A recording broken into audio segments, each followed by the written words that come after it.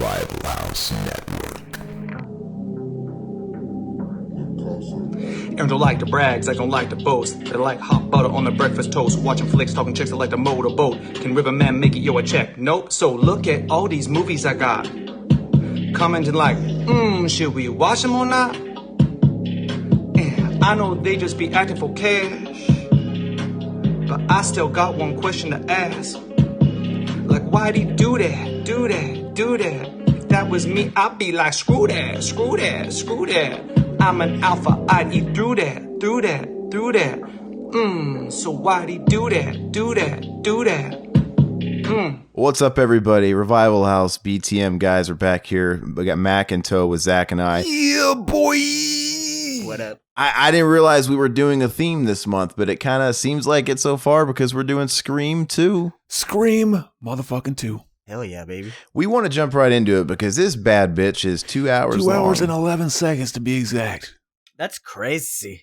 Well, my inferior Voodoo version is 2 hours and 13 seconds. Yeah, there you go. Aaron's a beta and he's watching it on Voodoo, so he's going to get fucked up and, it's going to get laggy and shit.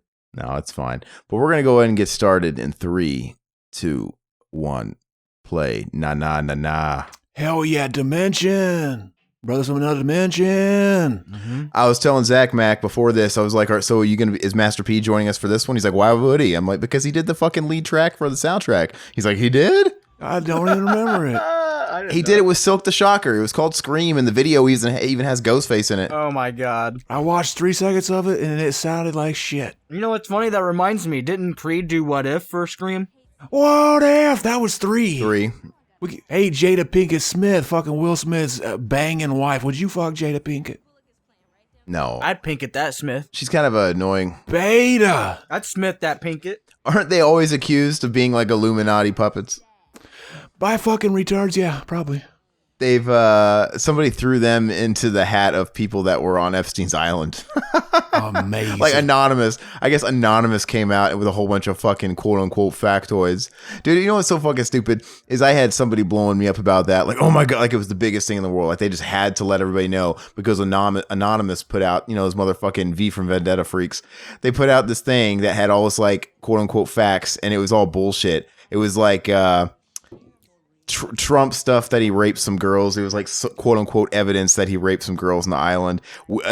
Some of the people that were on that island were fucking Will Smith and Jada Smith. I'm like, come on, I don't think they're raping kids. Oh, hey, this person right there, back in the day, MTV, they had a contest for if you win, you got to be in the fucking Scream 2, and that's the winner.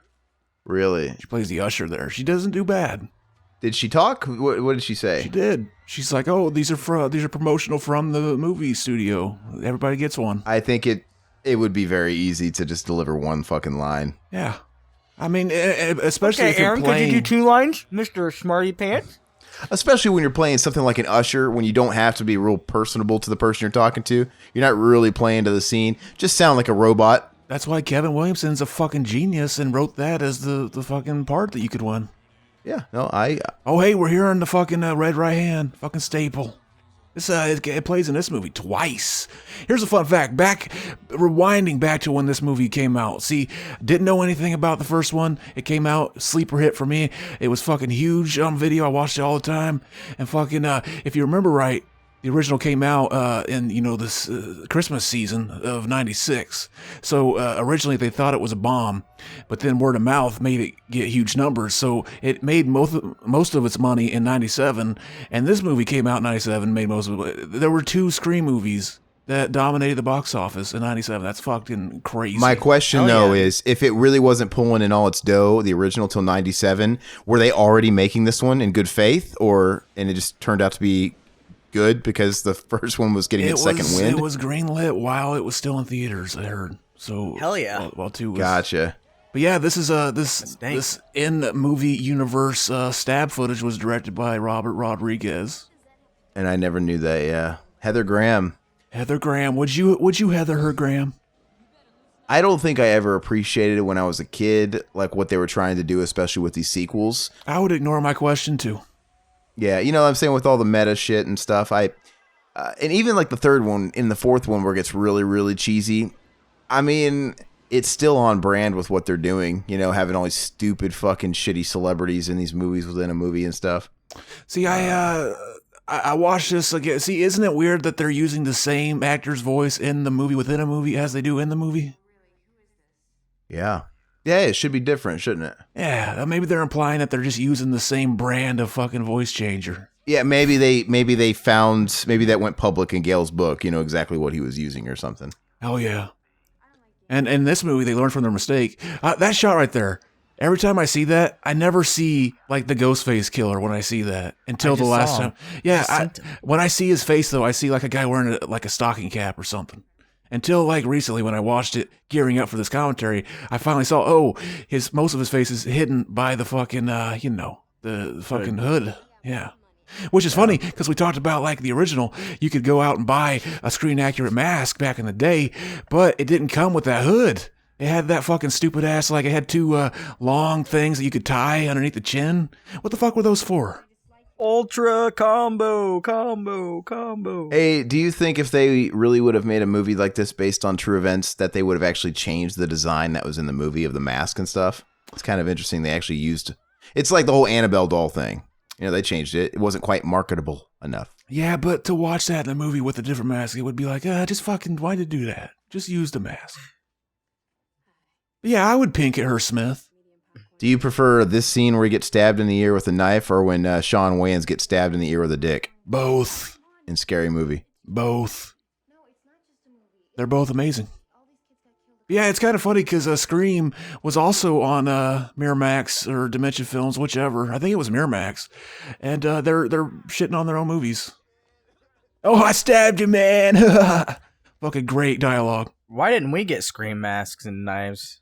Yeah, I tell you what, if premieres were quite like this, I would go to the movies all the time. You know, this eventful. Mm-hmm. The closest thing I've ever had to it was when I saw that screening of The Room with Josh James in New York City. That was kind of close, but it still wasn't like this. It wasn't like nuts with people in the lobby going crazy and shit. And they make it seem like this entire theater is nothing but stab. Like every scream is showing stab or something. No other business is going on. Oh, yeah.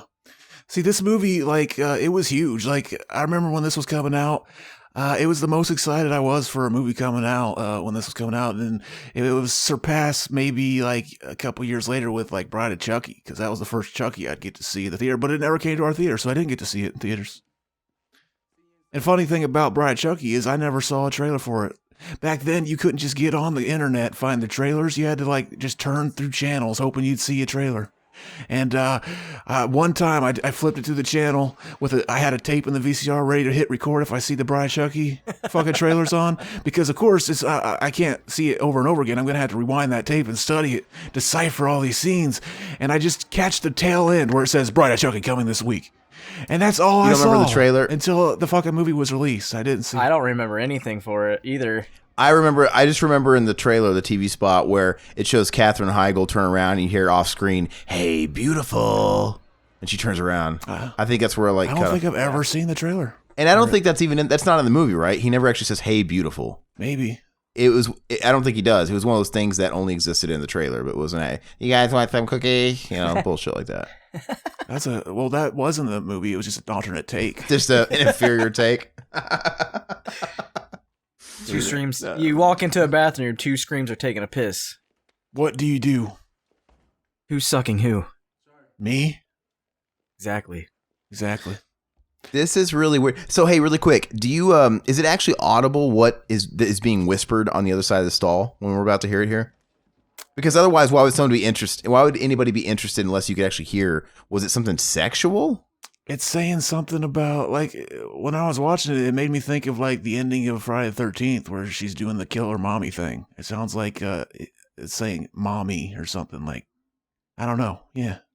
Why would he be eavesdropping and he's still got the door wide open? You'd think you would at least close the stall door so you can... What the fuck? I eavesdrop all the time with the door open. Why? How did he know exactly where his ear was, too? I guess he could have saw his feet, you know? He's got x-ray vision. Yeah. How are you gonna do somebody like that? How do you know he was leaning over, though? Yeah, I know. It's very self-serving. That's why he was whispering, to get him to lean into it. Come on, stick with the program. He's like, But- I can see him leaning now. But clearly it was just one guy in there, right? Unless that's Billy's mother. Do they ever make it pretty clear who's who, which killer is doing what? I think in the first one it's fairly easy to understand who was doing the killing at what time between Billy and Stu. In this movie, though, is it? Fans have gone through and deciphered it all for you to read if you'd like to, Aaron. Are there any plot holes to that, or does it actually all line up? Or you know what I mean? It seems to, baby. Seems to. But yeah, here's a fun thing, some trivia about the movie. The plot twists were all a matter of top secrecy throughout production. The screenplay was heavily guarded and restricted to only the most crucial personnel. Certainly, none of the cast knew how the film ended, as the last 10 pages were withdrawn from them. Consequently, when the first 40 pages of the script were leaked onto the internet, this is one of those movies, Kevin Williamson was forced to do some hasty rewrites. This meant that the film went into production without a completed script. But yeah, apparently, there were, I'll read throughout, but like, yeah, there was a couple things like that leaked because the internet was getting big around this movie. This movie had a lot of buzz, and I guess somebody that was like an extra in the movie leaked the script online. Fucking beta. Why do extras even get the fucking script? You know what I mean? That's pretty stupid. Probably one of the last times. Unless he stole it. Maybe He swiped it. Hey, I even like how in the movie it looked like they used one of those retractable knives, right? Because it came right back up and there's no blood. Yeah, whenever it hit her, it didn't even do anything. Well, it looked like an obvious retractable knife. I think that's obviously a conscious thing. I didn't notice. Yeah, you never seen how it's like there's no blood compared to the way she died in the first movie. When he stabs her, it comes up and it looks like an obvious retractable knife, and there's no blood or hole or anything. Here, this is kind of funny. Mandela effect. I remember when we were watching the first one, I was like, wasn't there a scene where he was killing her up against a tree? And I was just remembering this movie. See, the Mandela effect's all bullshit. You're just misremembering it. Right there. That's a great shot. I was reading online, it might have been on one of these like Facebook film groups. Everybody's like, is nobody going to address the elephant in the room that this guy murders her and she's screaming for help and no one stops? Yeah, they think it's a part of it. That part right there where he does that like look up and the music swells. I always thought that was him screeching.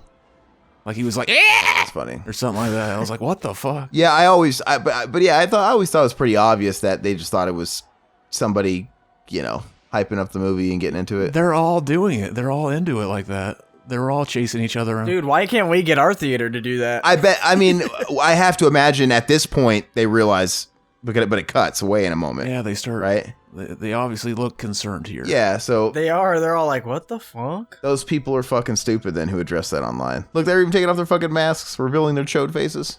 Like, you okay though? Aren't you like married to fucking Fresh Prince? See, this is way more dramatic than taking a fucking gun into the Dark Knight and just shooting people. Whoa, this would be your lucky day in hell.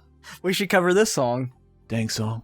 But fucking, I gotta say, Sydney, there's some women that fucking rock the shoulder length hair really well. And Sydney and Courtney Cox in this movie, they look dank AF with the shoulder length hair, I gotta say.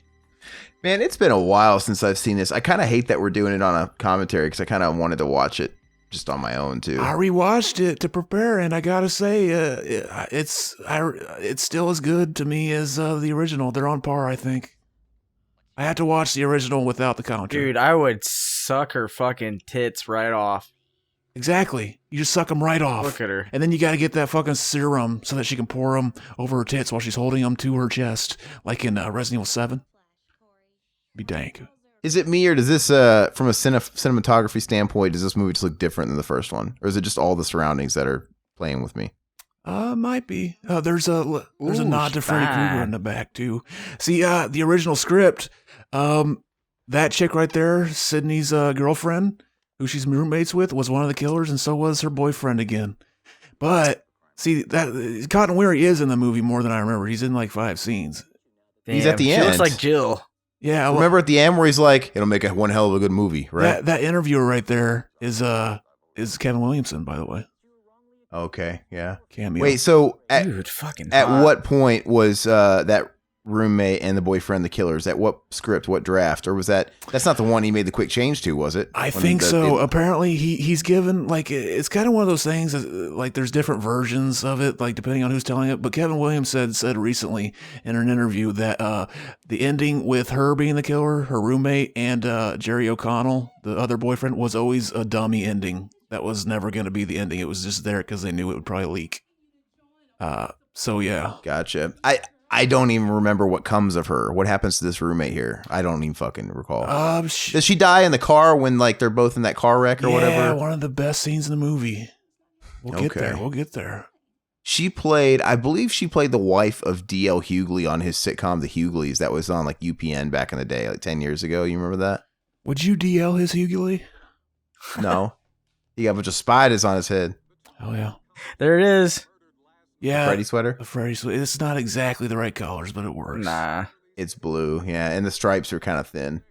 Mm-hmm. Here's a fun fact. Amazingly, Gene Siskel and Roger Ebert loved this movie. Siskel never gave good reviews to horror movies, particularly not slasher movies, and he slammed Scream, the original.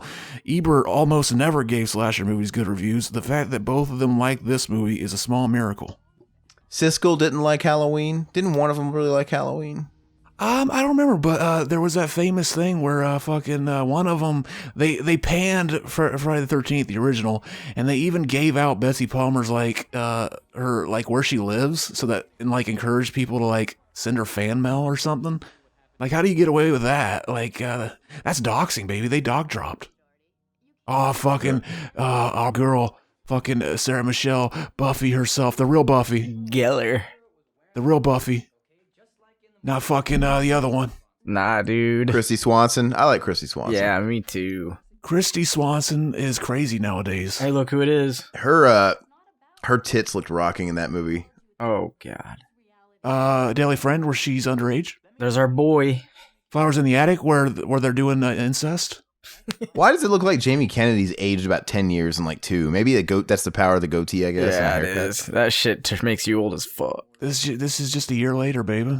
Oh, I forgot. Fucking Charlie Banks is in this shit. Joshua Jackson. But he's not in it, but just this scene. They got the who's who of Dawson's Creek and had to throw him in this movie somewhere. I didn't know this until I was reading trivia, but Kevin Williamson actually created Dawson's Creek. I never knew that. I knew that. Yeah, I think he created it before Scream. Because didn't Dawson's Creek premiere in 95 or 96? Yep.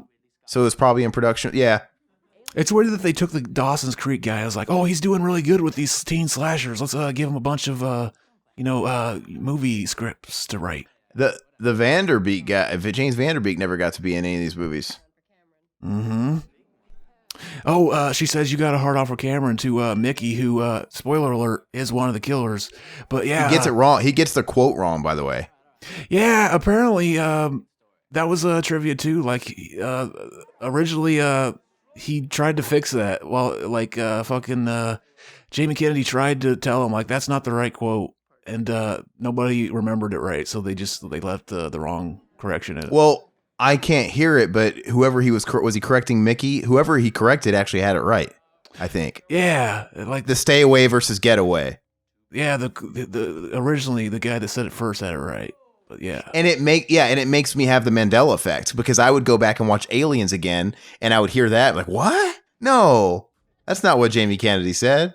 But I never understood if that, like, this has to have been, it had to have been intentional is the way I used to thought. Like, there's no way they get this wrong. It's such a memorable quote.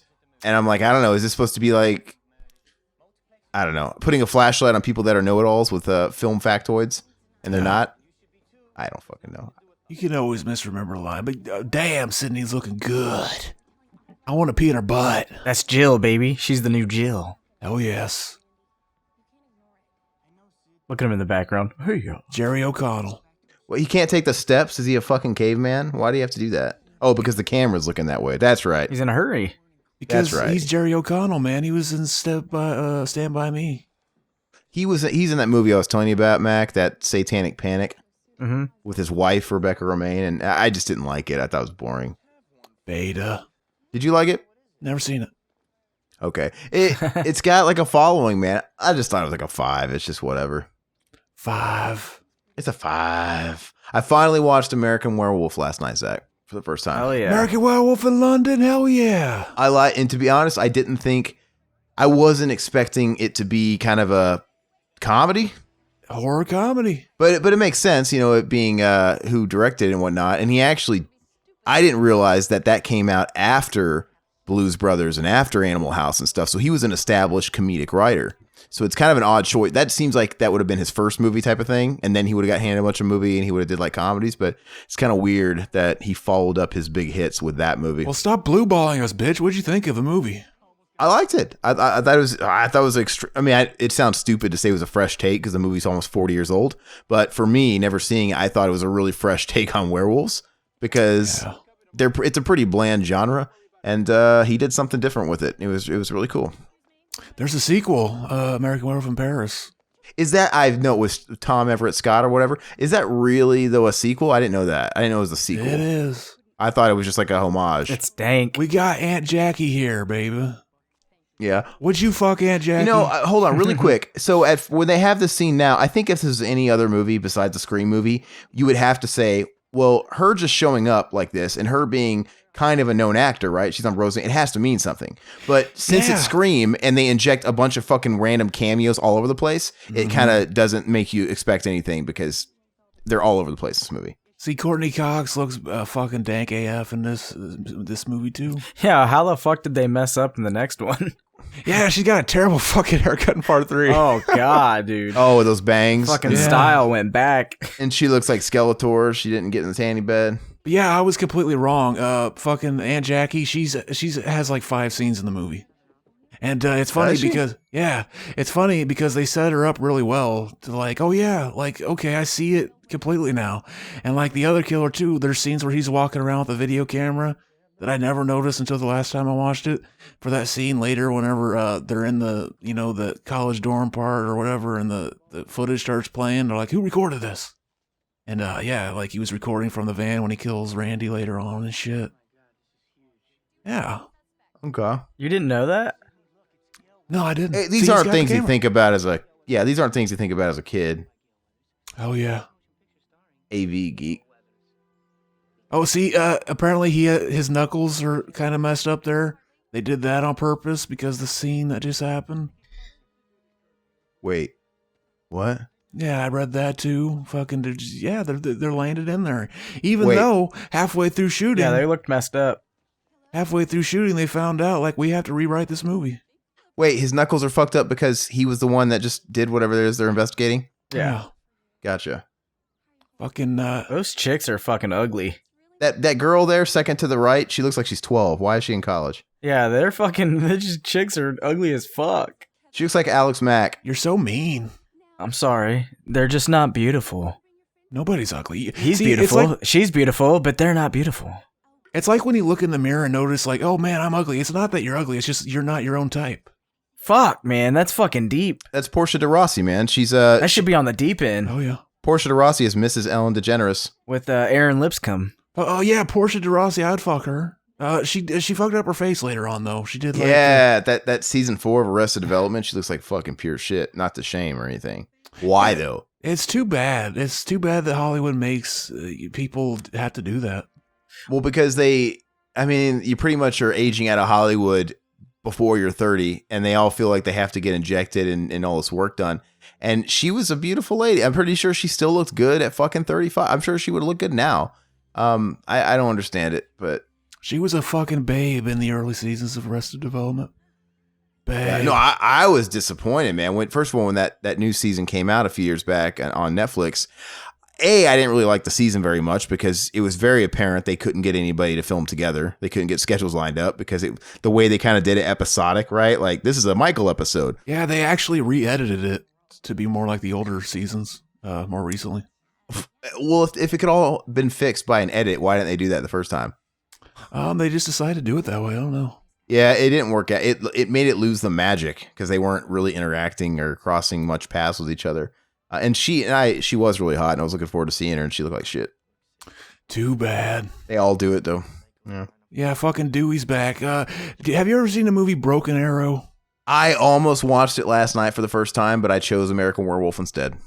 because it's on HBO right now. Broken Arrow. Good call. I never watched Broken Arrow, but apparently Dewey's theme is from Broken Arrow. They used like leftover movie like soundtrack from Broken Arrow as a temp thing, and they showed it during a test screening, and people liked it so much, so they just kept it as his theme in the movie.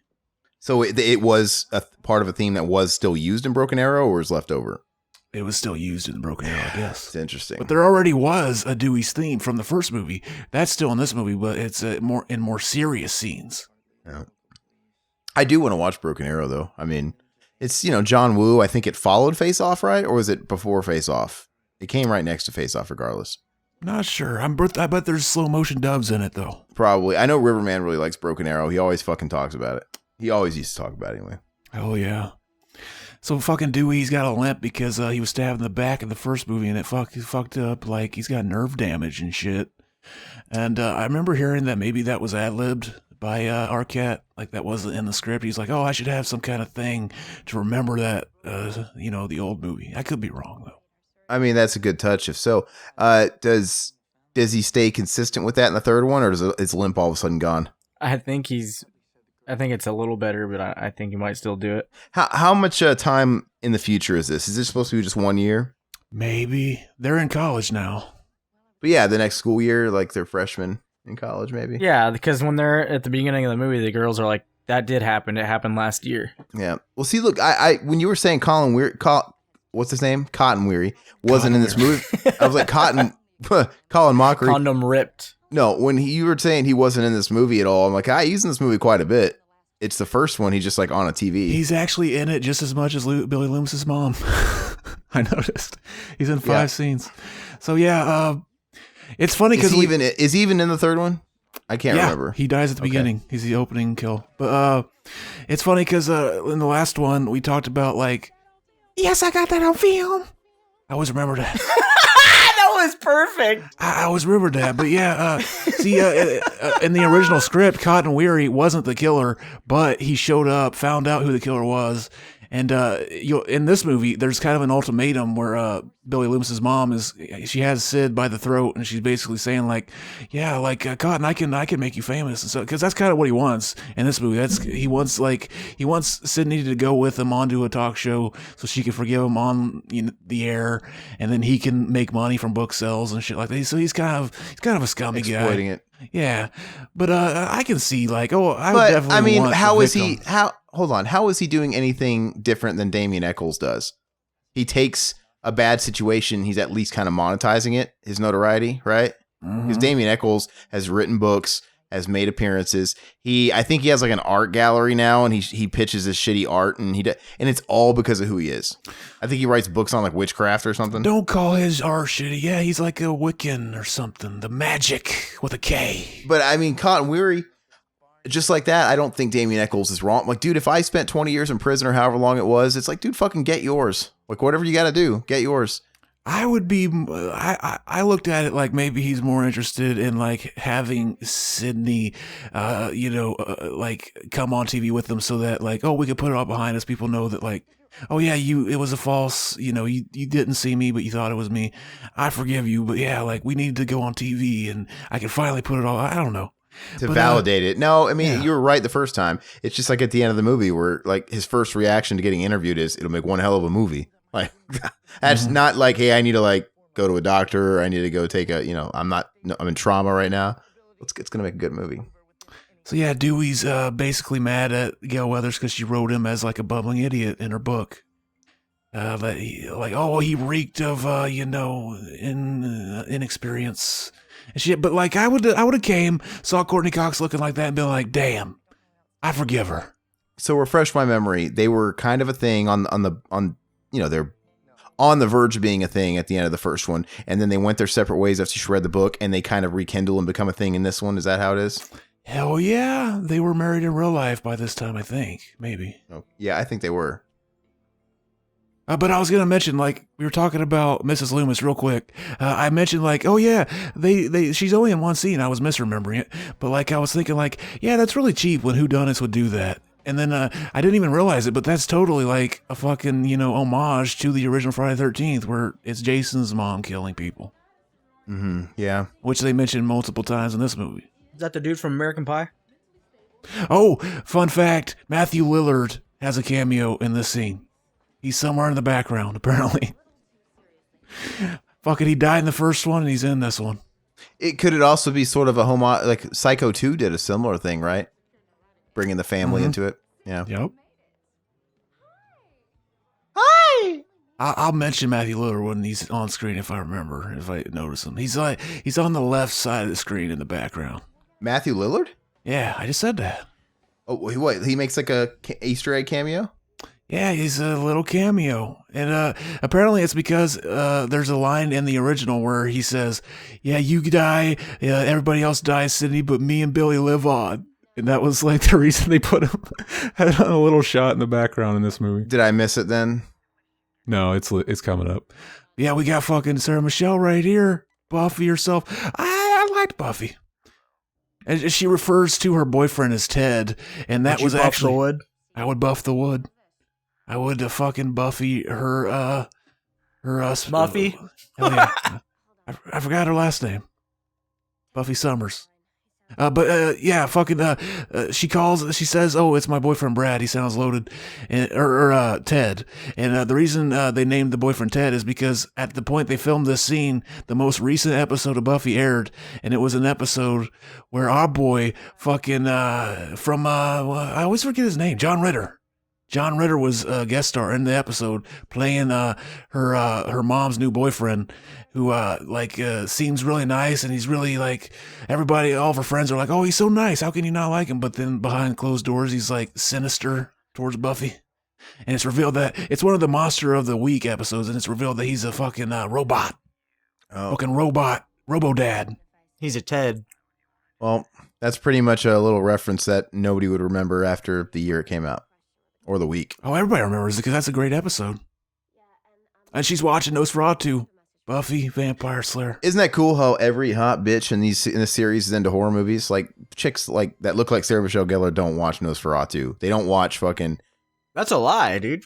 What? That is a lie. Nosferatu that look like Sarah Michelle Gellar and dress like Sarah Michelle Gellar and are rich like Sarah Michelle Gellar in this. They don't watch this shit. They do not. Yes, they you do. don't know. Are you producing an A&E biography about every Sarah Michelle Gellar looking girl? I'm generalizing, but yeah, I'm confident in saying that. Hell yeah. All generalizations are bullshit, which is a generalization in itself. Girls that look and dress and come from families like Sarah Michelle Gellar, they maybe watch Saw.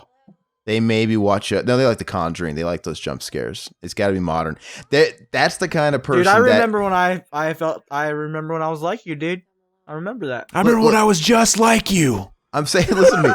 I think she kind of seems like the kind of person that is put off by a movie that's older than 10 years old, right? Like they don't want to watch it because it's old, because it came out in the 90s. Quit being a beta, Aaron. Nah, dude, chicks like this love the fucking horror and sex and pizza, baby. Fun fact, though, she wasn't even watching Nosferatu. She was flipping through the channels, and she just stopped on Nosferatu. But look at that butt.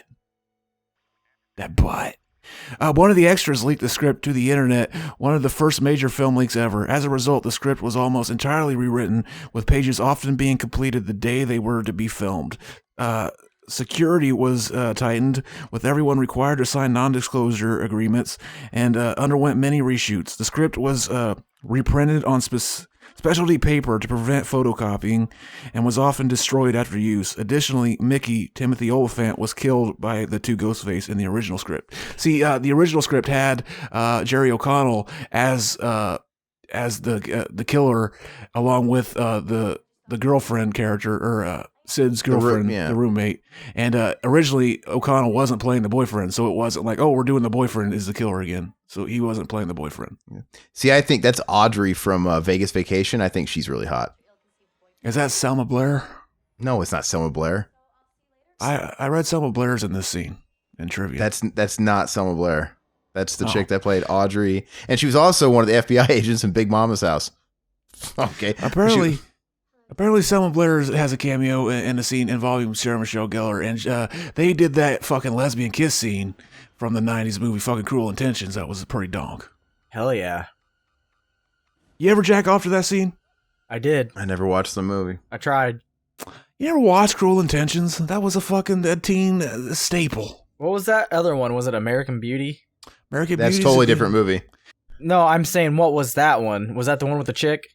That's the one with Thora Birch and Kevin Spacey. Yeah, I know. I beat off to her when she got naked. Oh, dude, she's not attractive. She's not, but I was fucking young. Zach beat off to Thora Birch when she was in Monkey Trouble. Thora Birch, the chick in American Pie. American Beauty. She didn't look ugly in that movie. You're talking Mina Suvari. That's who you're talking about. Oh, ooh. Yeah, Thora Birch is the daughter. Oh, I don't remember. It's been a while. But yeah, Mina Suvari is the rose petal girl on the cover. That was a movie. Yeah, that's what I'm talking about. Did you know fucking Christina Hendricks was the hand or the belly button on the fucking poster of that movie? Is it really, man? They should have went up and showed us the tits because she's got a rockin' rack. Exactly. See, we live in a world where Christina Hendricks exists in the same acting field where Bryce Dallas Howard exists. And, God, what's the fucking other one that gets most of the work? God, what is her fucking name? Tits McGee? I don't know. No, man. She played the fucking villain. She was in Crimson Peak, right? What's her fucking name? Hold on. I don't know. I'm going to look it up. But basically, they're three redheads and they have a hard time like all fucking coexisting when Christina Hendricks is the hottest one. I'd motorboat the fuck out of her. It's like she should just be in every one of these movies. Not Jessica Chastain. Jessica Chastain's the one that gets all the work. Oh yeah, and she's no Christina Hendricks, that's for sure. And I probably sound shallow because I'm not even talking about their acting skills here, but I like all titties, so I'm fine with any of them. Fucking Sarah Michelle Gellar did her own stunt here. She gets thrown off the balcony. Good for her. She landed on a trampoline by herself. Yeah, apparently she was used to doing Buffy, where she doesn't do any of her own stunts. And Wes Craven's like, "Oh yeah, you're gonna get thrown off the balcony." She's like, "Okay." Damn, actually, that's a pretty big fall. She fucking did that? There were the things I'd done to you. This soundtrack's slamming. What if? The soundtrack's slamming. This is where he is. Look at the left. Right there. Look at the left side of the screen coming up. I missed it. No, it's not yet. Left side of the screen. Like, really, he's got really blonde highlights. You'll see him hugging the Jerry O'Connell character. Oh, really? Right there. Oh, there he is with the glasses. And they got him blurred out. Oh, that's really... Yeah, it's really... Who would catch that? Nobody. Apparently he was at a convention or something and somebody came up to him. He told this story. He's like, "You were in Scream 2." And he's like, "No, I was in Scream 1. He's like, "No, you're in Scream 2. You're in the party scene." He's like, "You have too much time on your hands." How? Are we sure it's him, though? Maybe he was just saying that regardless if he was right or wrong. Nope, that's him. But who confirmed this? He did. Look at those 90s shirts they're fucking wearing. See, look, he just said fucking the second, the original second fucking Star Wars movie is a better movie because they were doing the sequel. Plenty of sequels are better than the original. And he said, no, it doesn't count because it's part of a trilogy. That's bullshit, Randy. That's bullshit. That makes no sense, yeah. Yeah, he's like, oh, it's part of a trilogy and it's pre-planned. It was pre-planned to be that way, but it wasn't. So we can't say that T2 is like not better than 3? Technically, it wasn't pre-planned to be a trilogy, so that's what so he was talking about. It was pre-planned. That's the rule. But I don't even think the Star Wars one was. I think people just I think he says it was. Yeah, he just was flying by the seat of his pants, making it up as he went. 100% he was filling in. They did mention T2 also in the scene, but he's like, no, man, the first Terminator is it's a classic. So I guess just saying that they like the first one means that the second one isn't better. I think T1 and T2 were equally good movies. They're just different movies. Very different. I think T2's just the better movie. But you can't, it's hard to really compare them because they're different genres almost. You know what I mean? Mm-hmm. I'll take T2 as well, but T1 almost feels like it could have been a canon movie. You know? Mm-hmm. Canon! Oh, see? She just got thrown off the balcony, and who's there when she shows up? Fucking Billy's mom. And she says, oh, I gotta get running. I'm almost late. I got a deadline. See, they were setting it up. She was there. I see. Billy's mom was really fucking strong. Exactly. Would you have fucked Aunt Jackie? You didn't give me an answer to that. I need to know. I didn't know you asked. No, probably not. I think she's fucking hilarious. I would have fucked her in this movie. She was so funny on Roseanne, man. I still hate that they took Roseanne off the new iteration of the show. Yeah, what do you think of the Connors? It's now just been reduced to a standard sitcom. I mean, it's watchable, but it's nothing special. It completely blends in with the crowd now without Roseanne, you know? I heard the new season of Rick and Morty has gone full fucking sitcom. Everything's reset after each episode. There's no more continuity. They ditched it. I never seen an episode of Rick and Morty in my life. I don't get why they do that. Just ditch continuity out of nowhere. I mean, some shows kind of are pseudo like that. Like, I think shows like King of the Hill, they're episodic or whatever, but there's some kind of form of continuity, right? Mm-hmm. Like, it's like when Bucky who is it? Luann's boyfriend dies, right? Like, stuff like that'll stay. Mm-hmm. There's something nice about shows like that, though, in that you don't have to start from the beginning. You could just start from any episode. No, yeah, I like it 100%. Why can't I think of Luann's dead boyfriend? Buckley? Yeah. Probably a tribute to Jeff Buckley. What? Hey. Oh, this scene. He says, right here, watch. He said, "My pleasure." He doesn't have the fucking voice changer. How do you say that? Not on the phone. Yeah, no, that always drove me fucking crazy too, man. So do they have it built into the mask? Is that what they're supposed to imply? Probably, but they probably just didn't think about it. Yeah, it's kind of cheap because it just sounds like a real voice. It doesn't sound like a voice. We heard what it sounds like when you're in the flesh. Billy did it. It went like, "Guess how I'm gonna die." It doesn't sound anything like it. You clearly heard Billy's voice mixed with it, right? In this movie, whenever they do that at the end, they just had the guy dub over it. So they must have learned from that. Yeah, it's weird. This makes the fucking Screen Actors Guild sound really shitty. Check this out. Nev Campbell would shoot Party of Five on Mondays and Tuesdays during the day and spent Wednesday, Thursday, Friday, Saturday, and Sunday on this movie.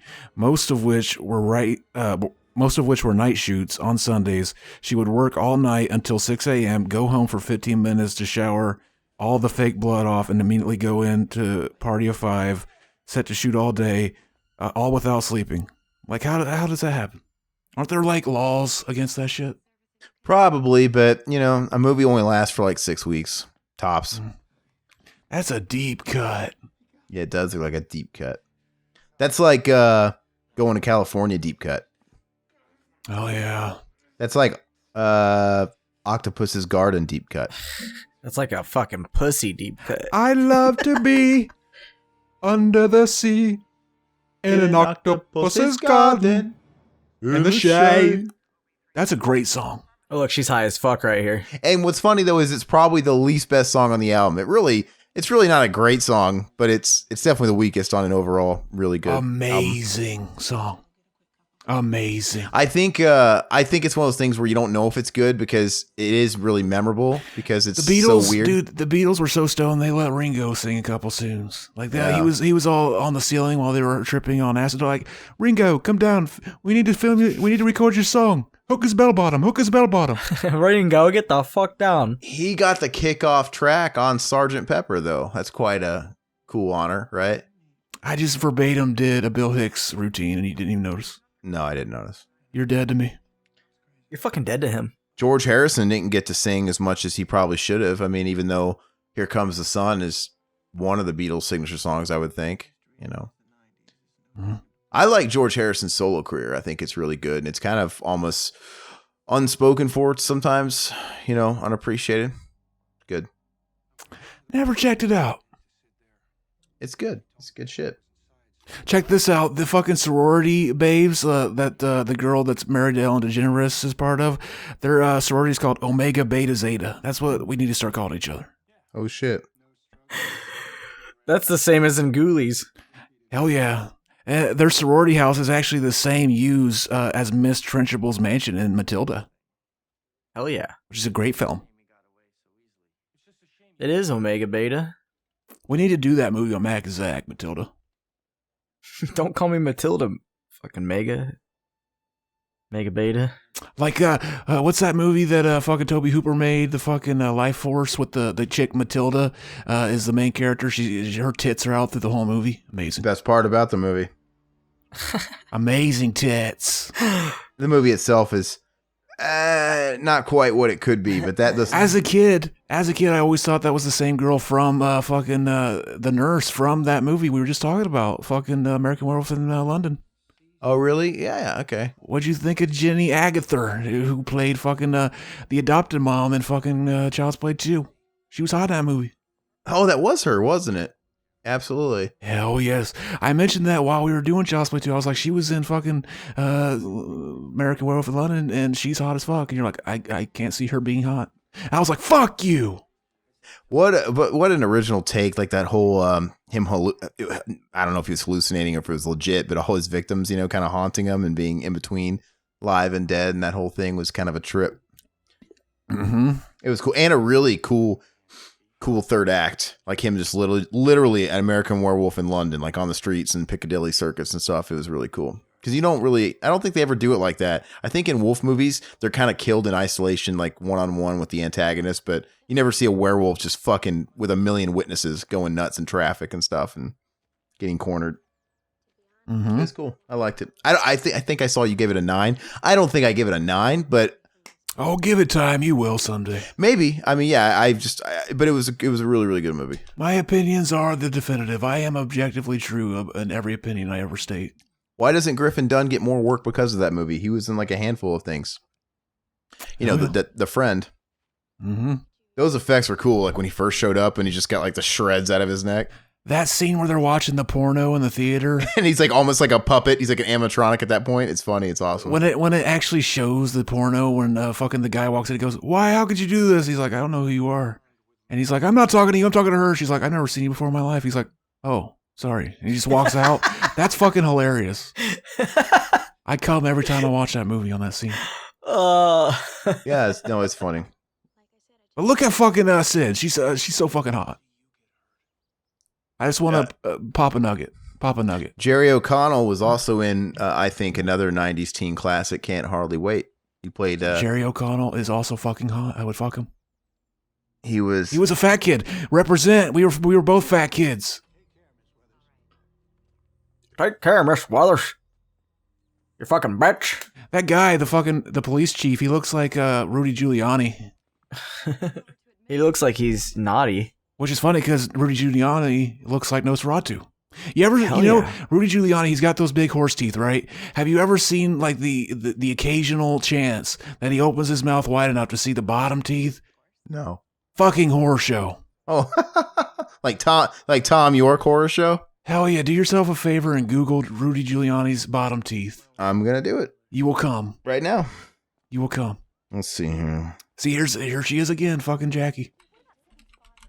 She even has a short haircut like fucking Mrs. Voorhees. Maybe another homage. My gosh. Oh my gosh. I never understood how fucking people can't get these fixed that obviously have the money to get shit fixed. His top teeth are clearly veneers or dentures or something because they're perfect, they're proportionate, and they're pearly white. And his bottom teeth, they look like he's in the middle of a werewolf transformation or something. I'm pretty sure his jaw unhinges so he can swallow small children or something. Dude. That's why they look like that. See, look, he's got the camera there. Ew. Setting it up. Setting up that ending. Top Gun. Yeah, fucking this scene when he started singing the Top Gun song. This is like the most awkward scene I've ever everything I've seen Jerry O'Connell in, I've never seen him this awkward in a scene is coming up when he's singing the song. He looks completely out of his element, like he's embarrassed as fuck to be doing it. But apparently that was one of the scenes they made him do to audition for the role. So he looked that way and they were like, that's good. Who were these guys again? They're like her bodyguard, right? Her protection. Yeah, the one bodyguard on the right has the fucking worst kill in the movie. What is it? By worse, I mean like the best kill, but like worst way to die. Is it when there's that car wreck and shit, probably? Hell yes. Yeah. Probably the goriest shot in the movie. It's funny, I used to love that scene too, but I can't really remember all the nitty-gritty details of it. I'm pretty sure does something get impaled through a windshield? That seems to always happen when there's car wrecks in these kind of movies. You'll see. We'll get your reaction to seeing it. I think I love you. This is so cringe, man. Like, why would anybody do this? Look how fucking uncomfortable he looks throughout the scene. Jerry O'Connell? I guess it fits though, because you would feel like an idiot doing it. Yeah. Oh, it works. I love you so I'm so afraid of. He's a fucking stud. He's gonna get that pussy tonight. This is what you do if you want to fuck the chicks. You sing "I Think I Love You" in front of people. I still don't think any of these guys look college aged. Yeah, they look older. Maybe it's just whenever I hit these age points, I still feel like a kid sometimes, and I don't realize how old I'm getting, so I don't associate with the people that are really my age. Maybe, but yeah. Like I bet you, yeah. If I looked at these guys, like, oh god, they don't look my age, and I look in the fucking mirror, I'm like, oh god, I guess they do. It's like when you're in third grade, you always look up to the fourth graders as looking older. But then whenever you're in fifth grade, you look back at the fourth graders, you're like, is that what I look like? I looked that young just a couple years ago? Fucked up. It's pretty funny when you look back at old annuals and stuff, and you see like high school. You know, these people you remember in high school, like the way I remember them isn't the way that they actually were. And then I look at because once again, I remember how I viewed myself, and so that's how I guess I saw everybody else. And you look back, and everybody looks like they're 12. Mm-hmm. Riverman posted just photos from his wedding that he had. When did he get married? I thought you were gonna say Riverman posted cringe. No, he got married 7 years ago, and they reposted their wedding pictures, and he looked like a fucking, even 7 years ago, looked like a baby beluga, just like a baby. I don't know. And everybody on socials was like, "Oh my god," you know, to his wife, "You look the exact same, but Todd looks so like a baby." And like, you guys are all saying, low key, that Todd is getting old as fuck, and he looks old, and he's aging. Yeah. Yeah. So what strain of dankness did you smoke before we started, Mac? Hey, it's that chick that Donald Trump grabbed the pussy of, right? Is it? It is. Yeah, it's the chick from E or E.T. or whatever the fuck is shit. Nancy O'Dell. That's Tori Spelling. In the first movie, there's a scene where somebody asked Sid, "Oh, if this was a movie, who'd play you?" She said, "With my luck, it'd probably be Tori Spelling." So for this movie, they got Tori Spelling to play her in the Stab movie. Which makes, well, yeah, she was like the made-for-TV movie thing, but these are actual theatrical movies. Stab. Yeah, that's just the way the cookie crumbles. They got Luke Wilson to play Billy. Look at Luke Wilson. Exactly. He's a stud. His career kind of went to shit, right? That's the way the cookie crumbles. Last movie I remember seeing him in is Idiocracy. Yeah, and then... Oh, what else? I don't know, but he does like TV. I think I saw him on some cable network fucking TV show. You know, the plot of Idiocracy is that he's the most average intelligence guy in America, but then whenever he gets, frozen or whatever and comes out later, he's the smartest guy because everybody else is like, de-evolved to just complete idiocracy. So people were like, they mentioned like, oh yeah, that's like today. And I'm always sure to point out that like, no, because whenever they found out who the smartest guy alive was, they made him president. We would never do that. We're too fucking alpha. But this scene was the trailer. Remember that? The trailer for this movie? Yeah, where he's kind of listing off the shit. This was a great fucking trailer. It was just this scene cut to like basically things referencing what he's talking about. Yeah. And it made it, I was so stoked for this movie. It's almost like they wrote the scene in with the trailer in mind.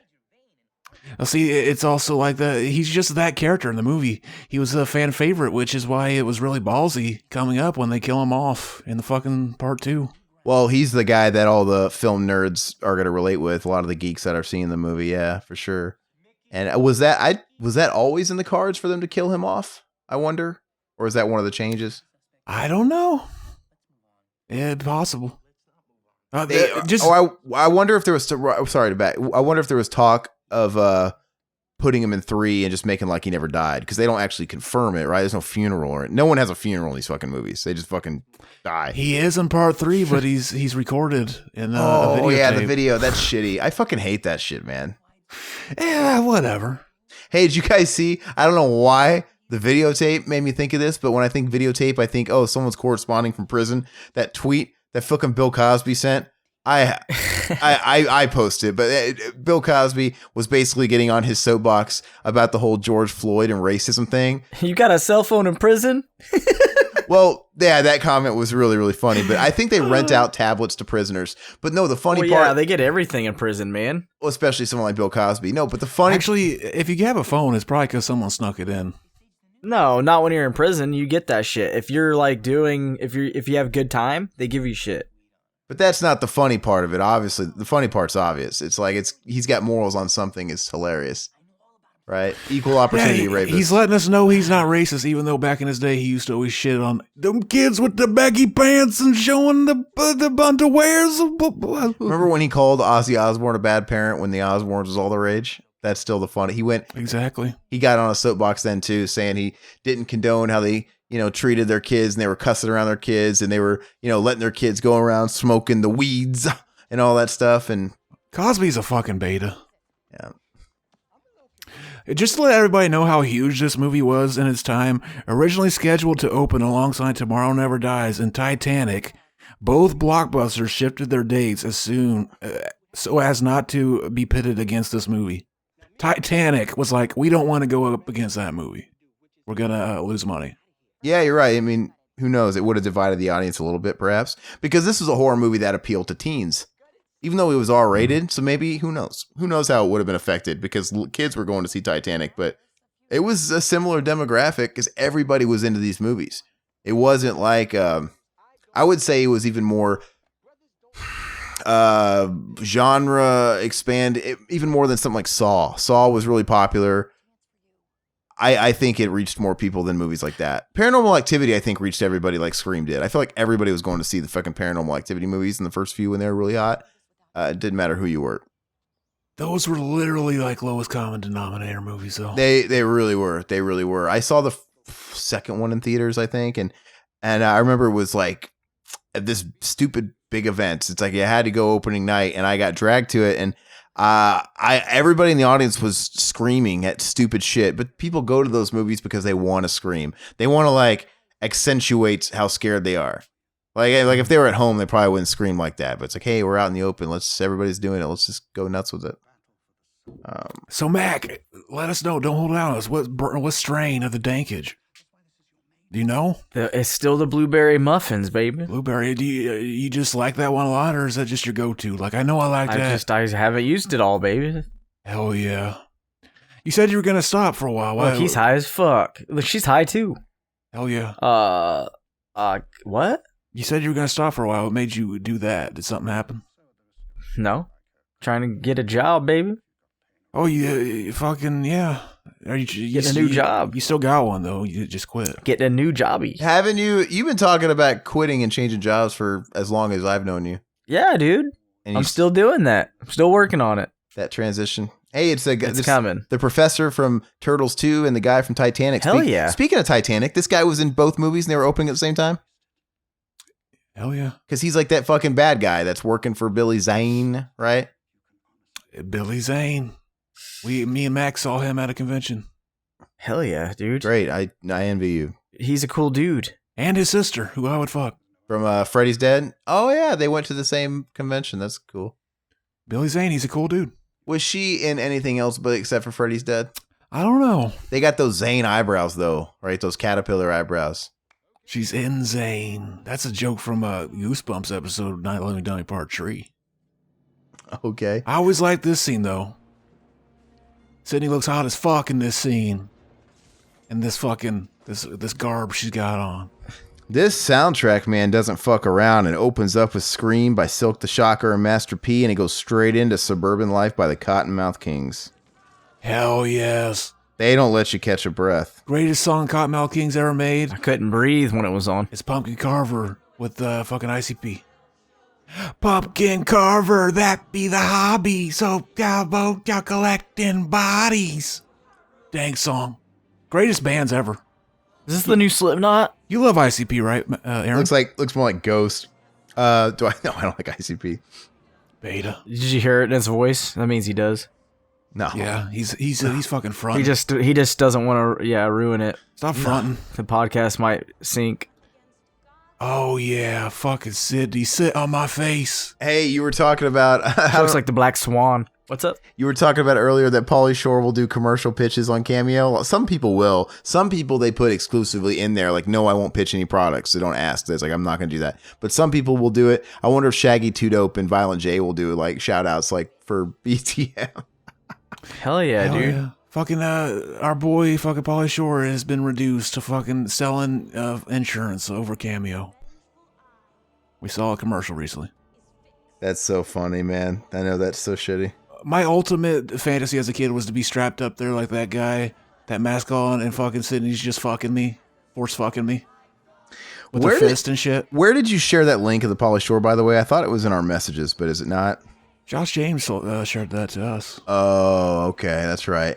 So maybe we should see how much he charges. Hey, you know what's funny though? I sent you these messages last night, but I was going through the YouTube analytics page, and I always work off of the app on my phone, and the app is restricted. Like, you can't do certain things. You can't request shit be reviewed if you get like demonetized. But whatever. I went on the PC and did it for the first time in a long time, and I actually found where you can find copyrighted material. Like, it'll generate duplicate videos. It'll show everybody, not everybody, because I found some stuff they missed, but it'll pick up on people that have reposted your videos basically.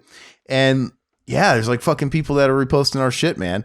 I found one channel one channel was just posting nothing but our shit.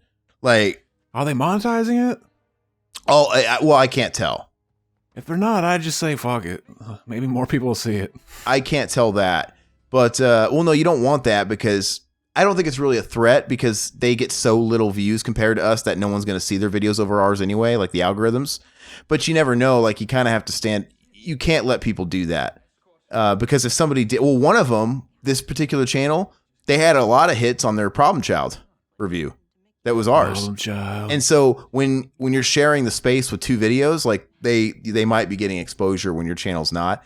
And granted, that guy was giving us credit. Like, he was, doing the captions up like, oh, Riverman and Aaron are back and giving that, or this and this and this, and Zach and Aaron talk about this, and like, okay, like, but you can't do that. And so I did have to request to have them pulled. And then there was one guy I shared with you, Mac. What was his name? Homeless Hector or whatever his fucking name was. He was actually pretty funny. I watched that video. That's fucked up, dude. He's really a fucking homeless guy. I watched him. He's like Donatelli. We have a Donatelli fan. Dude, yeah, man. Dude, his videos are mostly other people's content. Like, he'll repost Joe Rogan videos. He reposted a couple of ours, and then like he'll also kind of like throw in shitty blogs, because he's like a lot of homeless people that have a phone, but they're homeless. And he's gonna see this and he's gonna know you're talking about. I don't give a flying fuck. He's amazing. He's pretty Omega too. He's pretty fun. Anyway, a few of the videos in between everybody else's content, he's posting these shitty like phone blog videos, right? That he's just doing on his phone, and he's talking about. In one of the newer videos, he's like, yeah, man, I'm doing a giveaway. Like, I'm going to give you guys money. Like, he's literally got a big fucking thing of change, I think, where he's been saving up fucking handouts. He's like, if I can get to 500 subscribers. And then like 2 videos later, wow, so nobody's fucking subscribing, man. You guys must not want this money. And he's like, fucking betas. He's like, so I guess I got to up the ante. And it's funny because he's clearly homeless, because he's the video I sent Mac, he's fucking sleeping in an abandoned building is what it looks like, and it's just trash everywhere. And I'm not making fun of homeless people. This guy's funny. And then like in the video I'm telling you where he's talking about the fucking promotion or getting to 500 subs, he's like in a Taco Bell, like places he can go and loiter, right? If he gets enough change to get a drink. And I'm thinking like, why are people going to subscribe to you when all you're doing is posting other people's shit, and then the occasional vlog video of you saying, hey, get me to 500 subs or 1,000 subs. But he's kind of funny, man. Some of his videos, it kind of feels like I'm watching a man unravel and slowly lose his mind. So awesome. Donatelli used to fucking post videos from his he lived in a one of those fucking storage units. Yeah. Who? Donatelli, he's amazing. Who's Donatelli? Just go down the rabbit hole, baby. We can't explain with words. You just gotta experience it. Donatelli. So, various titles were considered for the sequel at different points in the film's production, including Scream Again, Scream Louder, and Scream: the sequel. It was shot under the title Scream: the sequel. Okay. That's amazing. Good to know. This is we're getting to the fucking scene where one of the best characters, fan favorite dies. I remember after this movie came out, like I didn't see it yet, but like a kid in my school saw it, and he just thought it was the funniest thing in the world. He's like, "Yeah, fuck you," and he kept saying it. Yeah, the killer goes, "You'll never be a leading guy," and he goes, "Fuck you," and he doesn't even realize how fucking true that was. It's fucking Jamie Kennedy. The Prophet. His leading movie is like fucking The Son of the Mask. Malibu's Most Wanted. Which I think is streaming, by the way. I've never watched it. I refuse. It looks so dumb. He was advertising that back when he did Jamie Kennedy Experiment. I remember an episode where he was holding it. Like, well, he was capitalizing on his 15 minutes where he had a show. I actually liked his show. Yeah, I watched a handful of episodes. Hey, question. Who do you think holds more clout today? Matthew Lillard or him? I have no idea. Any of them? Yeah. Do you remember when the year was 1997 when it came out, but Skeet Ulrich and Jamie Kennedy both had cameos in As Good as It Gets. You ever see that? I've never seen that. Isn't what's her name in that? Helen Hunt and Jack Nicholson. It's the romantic comedy or whatever. Oh, I was thinking of Can't Hardly Wait. Fucking no. Jennifer Love Hewitt. Totally different kind of movie, right? It's the one that Helen Hunt won the Oscar for, and I think Jack Nicholson might have too. It's a great movie. You want to know what I found out recently? What? Fucking related to Jennifer Love Hewitt. Fucking Will Friedle starred in a movie back in like Trojan War. 95. It was a movie where fucking the whole plot of the movie is Will Friedle of Boy Meets World fame. Trying to fuck her. Trying to get a condom. He's trying to fuck her, and he's trying to find a condom so he can fuck Jennifer Love Hewitt. Yeah. Amazing. I had to see it. Yeah, I saw that back in the day. They used to play it like on HBO and shit. I watched it back in like 98 or like when this movie came out. I watched it on TV.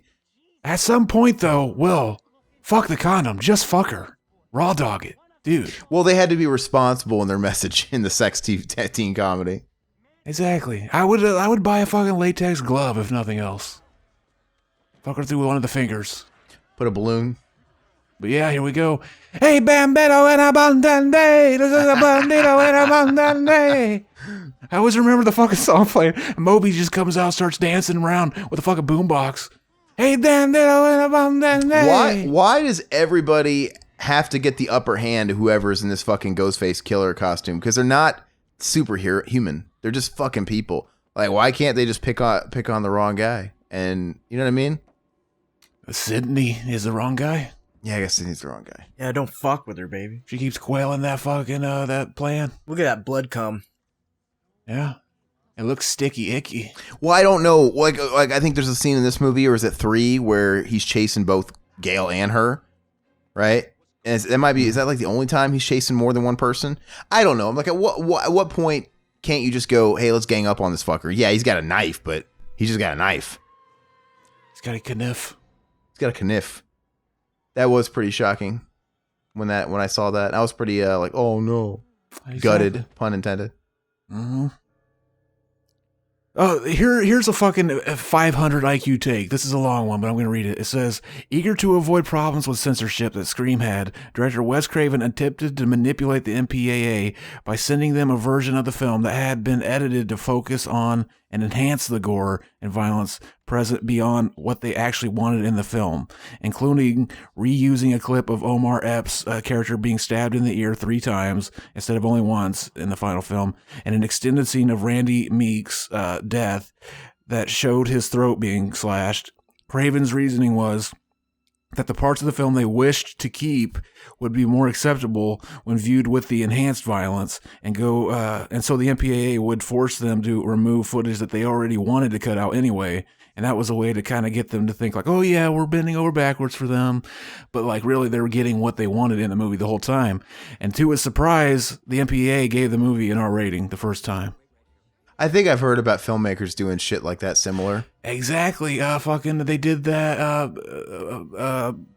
Trey Parker and Matt Stone did that with all their movies. It's a famous story that they originally wanted to call it South Park Goes to Hell.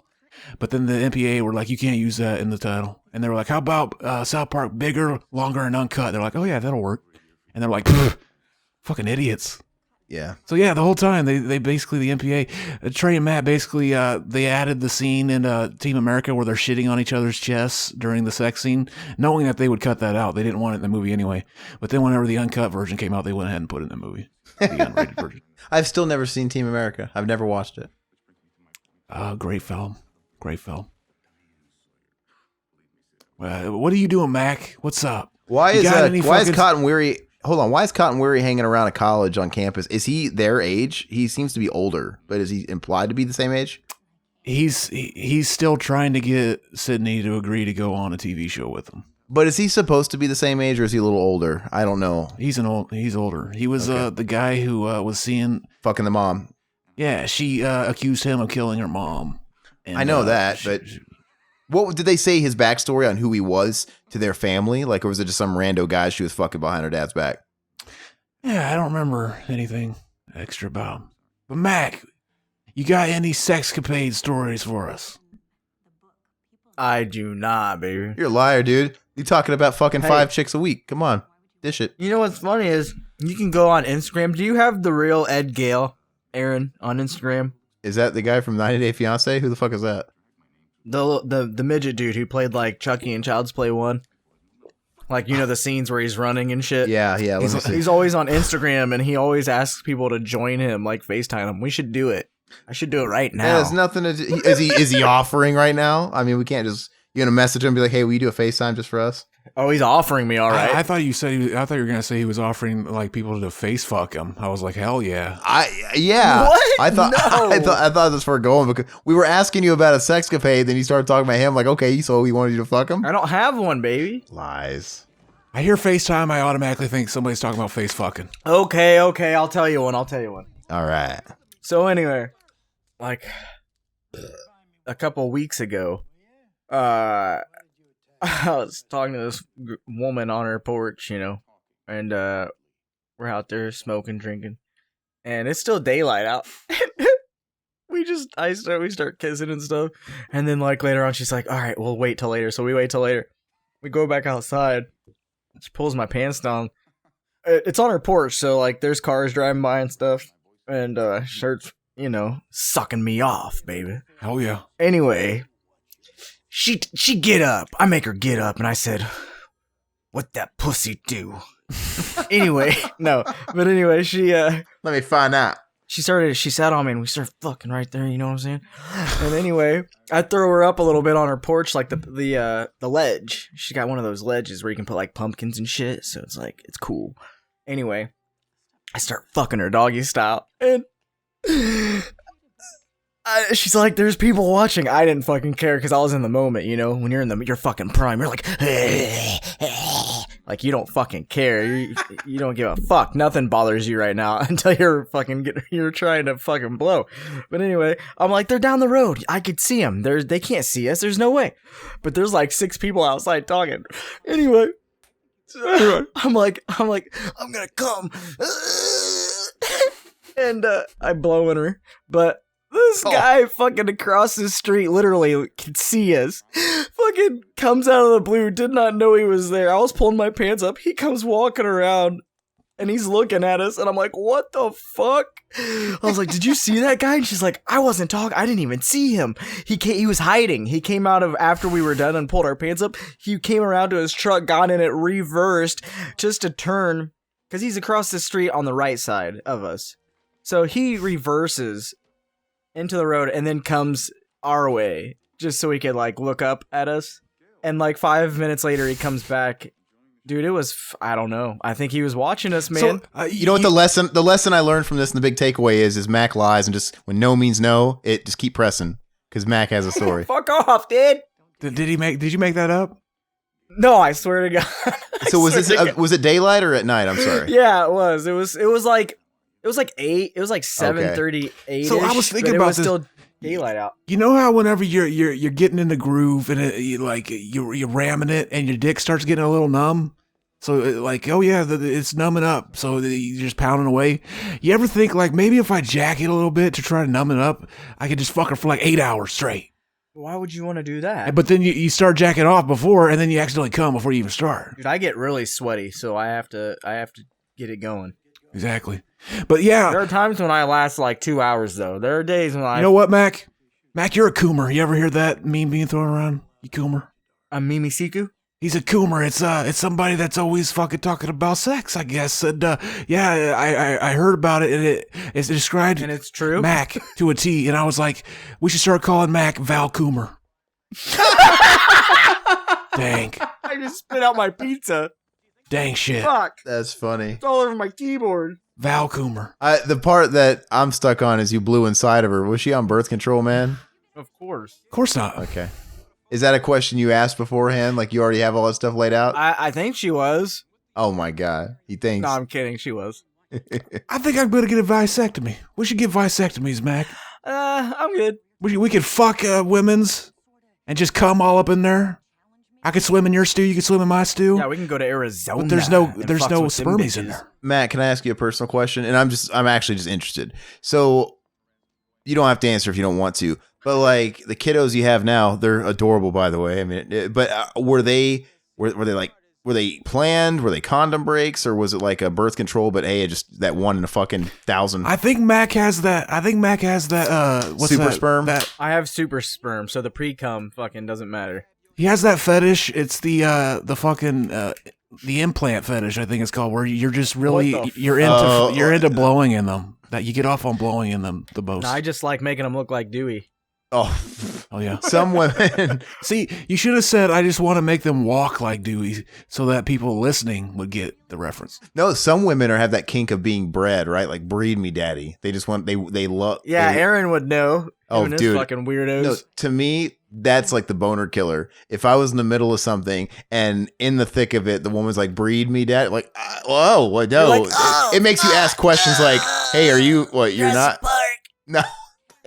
That's the thing. It's like, okay, no thanks. I got to stop. And the safe word's Jurassic Park. Because you never know. It might be just like one of those kinks that they're doing in the moment. Or maybe they are like fucking John Stamos on Law and Order. He had an episode where he was a serial fucking baby breeder. He had like 1,000 kids all over the country, and he was obsessed with making babies, and he had all these secret families. That's fucked up. Yeah, I'm like, I don't fucking know. It's like that movie with Vince Vaughn where he has all those kids. Oh yeah, but it's like, I don't know if you're playing right now, kind of like how most people are playing when they're doing like the daddy fucking talk. Like obviously they don't really want to fuck their dads. I hope not.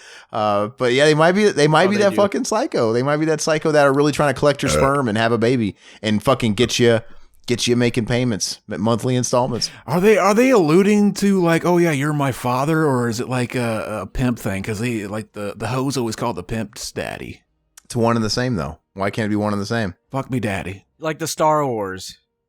Hell yeah. Kind of like the Star Wars. I am your father. What? Darth Vader. No, but seriously though, like I was just kind of curious about your experiences. Was it a condom situation? Because I'll tell you an honest truth. I'll get candid. I fucking hate condoms. I cannot use condoms. No, it was yeah, I didn't use condoms. They're fucking It was more of a the devil. It's because he's irresponsible. I mean, we know that. You just said you don't like to use condoms, so now I'm the devil? Oh no, Zach said that, What not the me. shit is this? Zach said that, not me. I said irresponsible. That's what Zach said. I said No, you said I was the devil. I said He said condoms. irresponsible. I said condoms are the devil. Oh, Jeez, okay. someone's on the defense. You But guys anyway, mixed up. Crossed over there. so what? They were like birth control snafus or whatever. No, they were I can't get pregnant. Oh my gosh, dude. Yeah. You've had some of those, haven't you? You know exactly what I'm talking about. And you know what? And if that was, dude, look, if that was, I don't know. See, I'm not. I'm the ultimate omega. I force them to get abortions if this Well, happens. listen to me though. This is gonna be some loud ass mic footage. You would think Sorry. it would be more rare than the amount of people that use that excuse. Like, really? You can't get pregnant? You can't get pregnant? You can't get pregnant? Man, we're failing as a fucking species if all these fucking women can't get pregnant. But yeah, I've heard about that too. So that happened 3 times? I can't get pregnant? 3 times? You have 3? Oh, yeah, I have 3 kids. Oh, the third one, it was a pull-out, baby. Oh, that's also, I forgot about that option too. You know, and that's... But the pre-cum was like, you know what, dude? Fuck you, bro. Did you pull out and then try to alley-oop it or something? I pulled out, caught it, and just slammed it back in for a slam dunk. Oh yeah. Is that really what you did? An alley-oop. That's the ultimate Exactly. fucking alpha move. Mm-hmm. Yeah. And they're like, ooh, daddy, it's so gooey. And you're like, oh, fuck. She's like, oh yeah, daddy, ooh. I'm the Pillsbury Ooh. dough maker. Oh yeah, daddy, ooh, fuck it up. I'm the boy. There's that debate of pre-cum and if it has any semen in it or not. Some people say, yeah, there is semen in it. Some people say it doesn't. And you can never tell. Well, dude, no, because like when you get excited, you fucking come a little bit. Your pants are wet. You know what I mean? That's It's the kinda pre-cum. like- That's what pre-cum Yeah. is. And so, But, like, I mean, you're like, fuck, I gotta wipe this off before I put it in her because I'm not wearing a condom. Some people. You don't wipe it off. That's the lube, baby. You spit more on it. That- you well- lick it a little bit, taste it. It's supposedly. Some people what? say there's no. Oh shit! Look at those titties. Oh, he's gonna Seems great. be touching her Fuck. tit. Hold on a minute. Fuck! Look at that ass. Oh, he had a hand on a titty for sure, dude. See, we're seeing footage. Who filmed this? Who's been walking around with a video camera? What a fuck! Look, he's got his hand on her titty still. Hell yeah. Yeah, we can see that. Yeah, I'm surprised. it was- I wonder if anybody. I wonder if older people, when they saw this movie, put that together that fast. Like, hey, it's the only fuck with the video camera. But I didn't see it coming. I want that to be me. Well, no, nobody's thinking about it because Zach, for the footage of this, you need to have it cut to where it shows the hand up there and her looking down, and then like when it shows the face with the hand, it's got to be my face. oh yeah. Oh shit, they're filming him now. Yeah. Anyway, So why are you interested in my cum? Dude? I was just curious, man. I was just curious on like, and it actually blew me away when you fucking said the whole like I can't get pregnant because I don't know, that was funny because yeah, I guess that's a thing that gets said a lot. It's really funny. Is it, Aaron? I think it's a thing that's happened to you. Hey, Aaron's an insult. look, Aaron's an the insult. fucking I bet that poster glows in the dark. the pre-cum thing though. It's funny though because like I guess guys That was the thing back in the day for like fucking, like, I don't know. it's Fucking supposedly for the girls back in the day. That was their thing. That was their excuse. supposedly if you're pulling out, you're supposed to really know how your dick works and when your pre-cum happens usually, but it doesn't work for guys like apparently you and me Nah, where dude, you don't want to pull out till the last minute. You know when the break is. You're like, it's like it turns you on to know that it's like a game. Like, Can I pull out in time? You're like, oh, fuck. So, was And it- you're like, was- I'm gonna keep it in. No, fuck, no, I can't. so your situation, was it one of those like kind of half-baked pullouts where you kind of pulled out in the middle of it and got a little bit, or were you successful? dude, For the most part, it looked like you were successful. Can I be candid with you guys? Can I be candid with you guys? Yeah. I find this whole discussion really cringy. yeah, I don't know what's going on. I'm wondering why Aaron's like interested in this. Like, I feel like Aaron's coming on to me a little bit. The fun fact is I never, like anytime me and Mac are in real life and he starts talking about sexcapades, I'm always just tuning out. I'm like, I don't want to hear this. But on the commentary, I've discovered that the fans like it, so I'm bearing with it. But I find this very cringy. Yeah, right. All right, Phil Donahue. Okay. Oh, by the way, this scene, Hey, you remember want to earlier hear in the another movie, fucking funny story that I Yeah. have? I don't know if I've ever told Zach this, but Let me say this real quick. All right, go Because for it. in this Look at scene those tits. coming up, there's this scene where obviously this is Mickey because earlier in the movie he was talking about T2 Oh, she's hard. and Sarah Michelle Gellar's character said, "Oh, you have a hard on for Cameron." So in this scene, when he throws the chair at the unbreakable glass, they're referencing when it happens in Aliens when Sigourney Weaver does it. So that this is kind of this is kind of like letting you know that it might be that kid. So go ahead, Matt, with your autism. Yeah, I want to hear that Mac story. look at her tits, dude. She's a little hard. She's excited about this chase. She's got a sister. Mm-hmm. Cut glass. But anyway, not a long time ago, but I remember Zach and his dad called me and he's like, Mac, he's like, you gotta come over. Dad brought over a cool guitar and an amp. And I was like, yeah, I'll be there. And they were jamming. And at that time, I was in the back of my car across the street from Joe's getting my dick rubbed. And he kept messaging me. I'm like, yeah, dude, I'll be there. But I was having a difficult time getting off because she just kept rubbing me the wrong way. So I was like trying to fucking, work with it. But he like tried to call, dude. I was out there forever. I was out there till like 2 a.m. and he's like, "What's taking you so long?" I'm like, "Yeah, I'm down the road. I'll be right there." But I'm still trying to get my nut. And Trying to get that. Oh, Dewey's dying again. I never got it. I was blue balled. We had to stop because I was like, I gotta get there. He's waiting for me. We're gonna play some guitar. I gotta stop this. So my fucking nuts were hurting while I was playing the guitar. You're gonna have to fucking just go on without my toxic testicle nectar for tonight, baby. I'm sorry. Pretty I much. can't get that nut. You're just not doing it good enough. Sorry. But my pants were soaked. You got to make her think it's her fault. Like, yeah, you're just not good enough. Did you hear me? Did you hear me, Adrian? My pants were soaked. Oh, come on. Oh yeah. They were soaked. That's a call out. Bam. Fuck. Yeah, we just saw Dewey. We just saw Deputy Dewey die for the second time in the series because we thought he died in the first one, but he was okay. Will he be okay in this one? I don't know. Yeah, them tats. And now, is that a recurring thing? Does that happen in the third and fourth one too? Does it get fucked up continuously? Maybe. I can't I don't remember. think so. I don't think he does in the third one. Been a while. Fucking who's the person in part 3? The fucking from that old game show on MTV. The Love. Chris Hardwick? No, that's different. What? Chris Hart, the other girl, the girl in it. Oh, Jen McCarthy. Yeah. Jenny McCarthy. Yeah. She was huge for a while, and then by the time that movie came out, everybody was like, I fucking hate Jenny McCarthy. Yeah, she really was kind of timed up when that movie came out. Like, oh, it's kind of weird she's in this. It was kind of a year too late. And Wouldn't have been better if one of her bodyguards was the killer. Hell yes. remember when Jenny McCarthy came out, I think she was kind of the hot shit, and she was all these spreads and stuff like that. And she really was hot. But then she decided to kind of brand herself as like a tomboy, and I think she had like that Playboy cover where she's sitting on a toilet taking a shit. And I'm like, yeah, you're killing it. Yeah, she's the funny girl. She's on the toilet. She's sexy, and she's taking a shit on her thing. That's funny. It don't work. It killed it. See, I wouldn't give a shit. Yeah, hot women shit. That doesn't bother me. In fact, I'd enjoy it if she shit on my chest. I'm into that. See that pimple on her chin? But the anti-vaxxing, you can't get past the anti-vaxxing. Driving me nuts. Oh, well, I won't anti-vax. I will fucking bust a nut in her vagina. I never noticed Jerry O'Connell had those 2 scars on his lip. Yeah, I just noticed that too. It's weird. You never notice that? It's like one of his defining things. I fucking Yeah, he just wants to bite it. No, you know what? Because I haven't watched this movie since the grainy VHS days when that shit didn't show. I never noticed how big Jerry O'Connell's cock was either. So you got that HD. Exactly. Till I got that 4K. Oh yeah. See, we're at the point in the movie where fucking his beta, zeta, betas brothers are coming because he gave Sydney his necklace from his fraternity bullshit. So now they're coming to like haze him, and that's gonna link up to the end of the movie. Yeah, where they find him post-hazed. Post haste. Post blazed. Fucking a magical.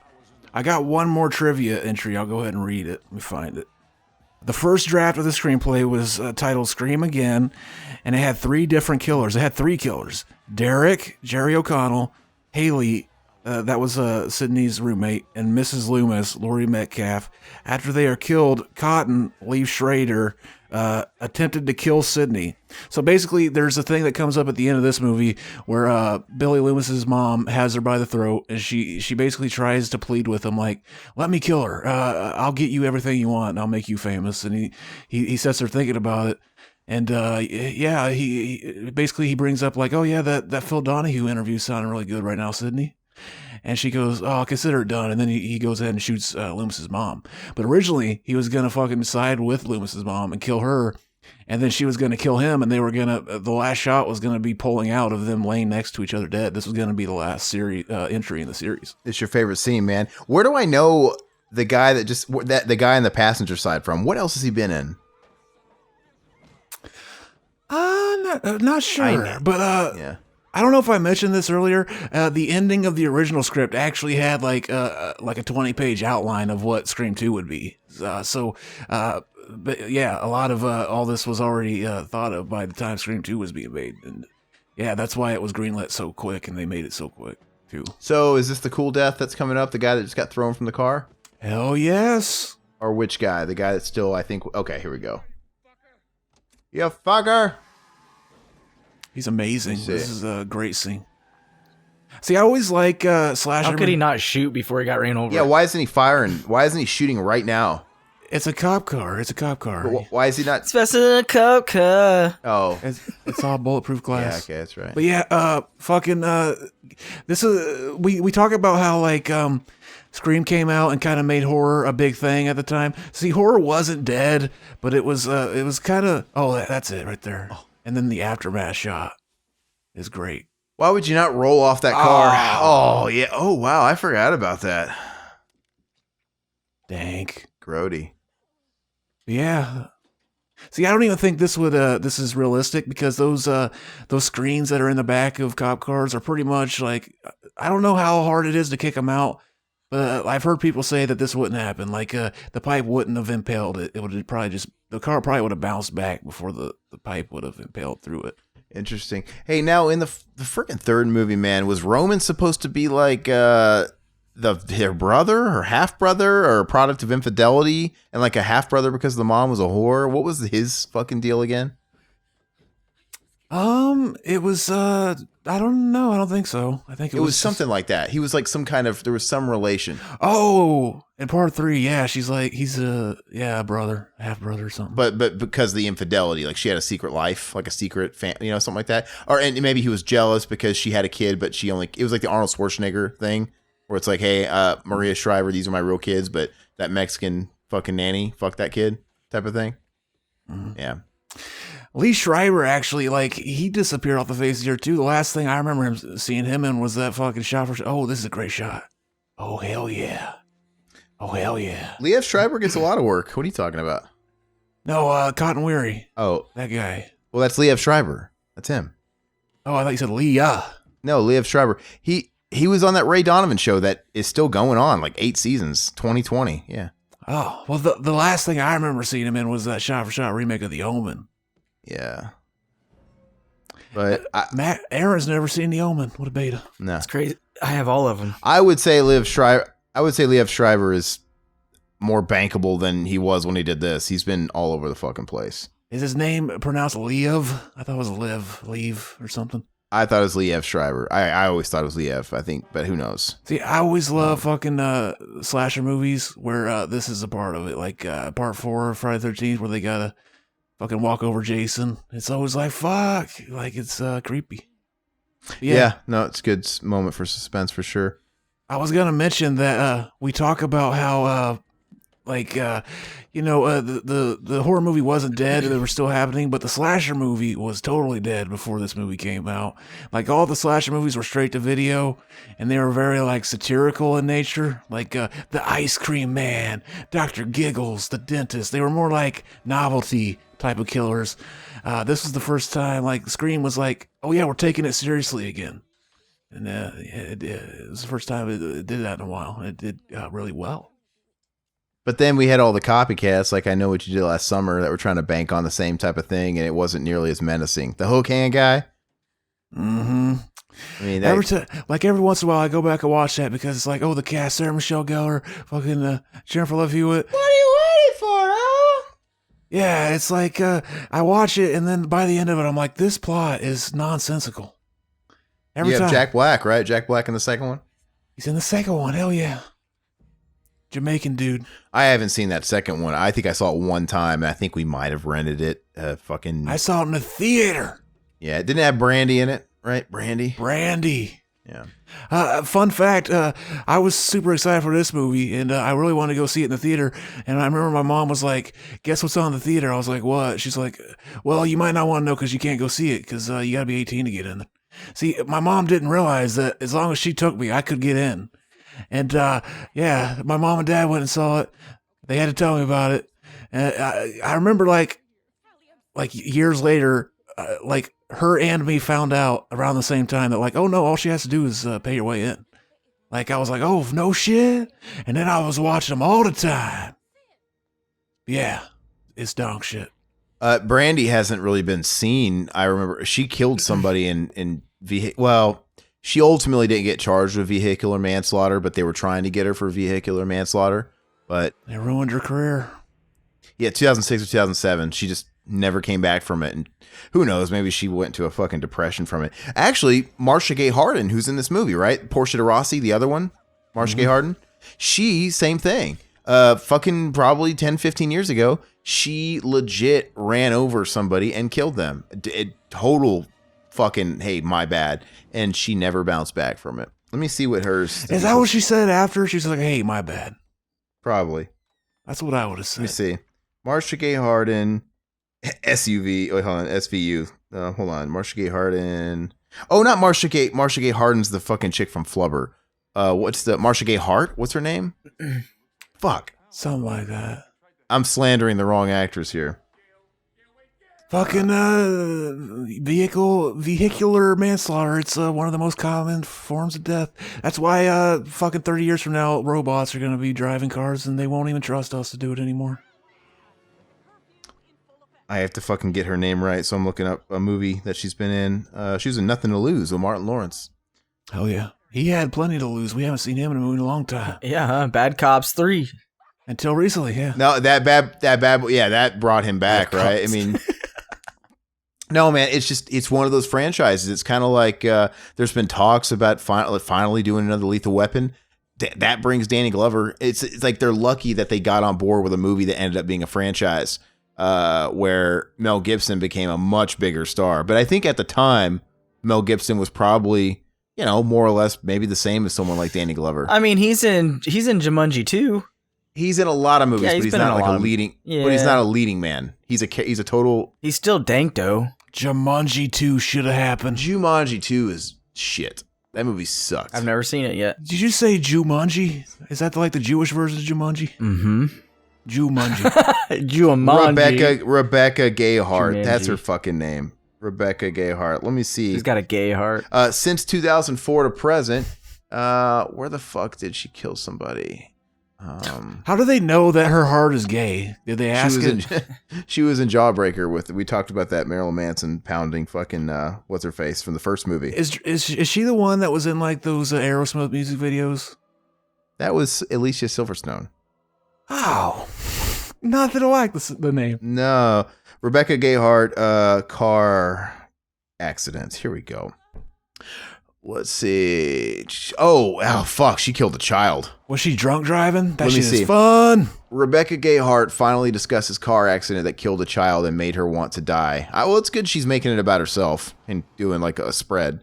Oh, yeah. For almost 20 years, Rebecca Gay Hart said she talked to almost no one about her tragic car accident that killed a 9-year-old boy. You might as well make it about yourself. You're the one that has to continue to live. Well, I guess I could get off easy. I don't want to. Maybe that was not a good comment to make. This was almost 20 years after the incident, so I guess she's let time pass. Well, mine was even worse because I was joking and said something mean. But how did it happen? Oh, there's a section. How did it happen? It says here, Gay Hart said she was driving when the car in front of her hit the brakes. She went around it, though she knows she shouldn't have. Well, that's always the reaction, though. Like whenever you're almost in a car wreck, it's for me, it's not to slam on my brakes, it's to swerve. Mm-hmm. But which is interesting to me. Do you guys ever get road rage? No, not really. I never do. Like, anybody cuts me off, I never give a fuck. I remember I was driving with a friend one time. They got super fucking mad that somebody cut me off. They just look at me and I'm just sitting there like... So define road rage. Is it actually getting physical with the vehicle you're driving, or do you consider just cussing in your own private cabin road rage? Because I've done that. I've gotten frustrated with traffic and I've just been kind of cussing in my car, but I'm not like fucking speeding and driving reckless and flipping people off, right? I'm not doing all that. Yeah, I've never gotten fucking angry. It's just like, yeah, we're humans, we're stupid, we're terrible at driving, we're gonna make mistakes. But to be fair though, like I think you seem to live in a small town. When you live in a bigger city and you have the traffic of a bigger city and like the interstates and the kind of commuting you have to do, it's a different beast. Because I never had certain frustrations when I lived in Springfield, Missouri, right? Not even the same ballpark. And in your town's probably even smaller than Springfield, Missouri. But it's a different ballpark. Let me see. She says, if a car in front of you hits their brakes and they stop, you don't go around them to avoid hitting them. You hit them because there's a reason they're stopping. She said, I couldn't see that reason, but that is something that everyone should know. Oh, so the car in front of him slammed on the brakes because there was a kid in front and she went around him and hit the kid. Like, fuck you, I'll finish the job, I guess. I don't know. Yeah. Genius. I mean, I feel bad for situations like that because that's just, it could happen to anybody, you know? Mm-hmm. That's too bad. All right, so big character killer reveal. Have they... Timothy Elephant. Great actor. He was in the greatest fucking Die Hard movie. Yeah, the worst. It wasn't the worst. No, the last one was the worst. That last one was ridiculous. I can't believe there's 23 minutes left at this point in the movie. Like, what else happens? It's yeah, a lot of things have. There's a big exchange here. Like a 20-minute exchange. Well, there's also credits. I want to start reading some questions because we got a handful here. Fuck that. I got to read a couple, man. I'm glad Always somebody. gotta ruin the ending of the movie. Yeah, I'm sorry. Well, I'll stop. Go ahead. better. Talk. You better. Poor Derek.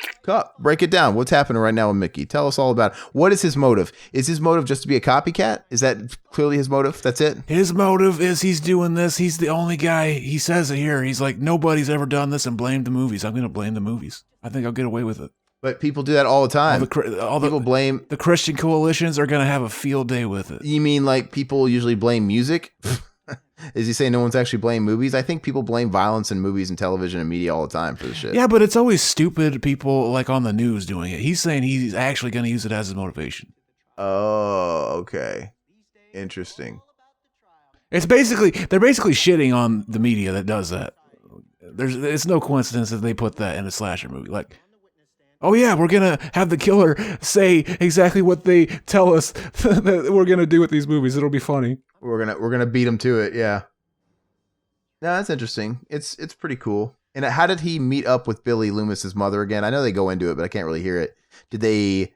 Was it a pen pal situation? How did he? He says they were on a psycho killer message board or something like that, and they got to talking. That's all they say. Like something fucking weird.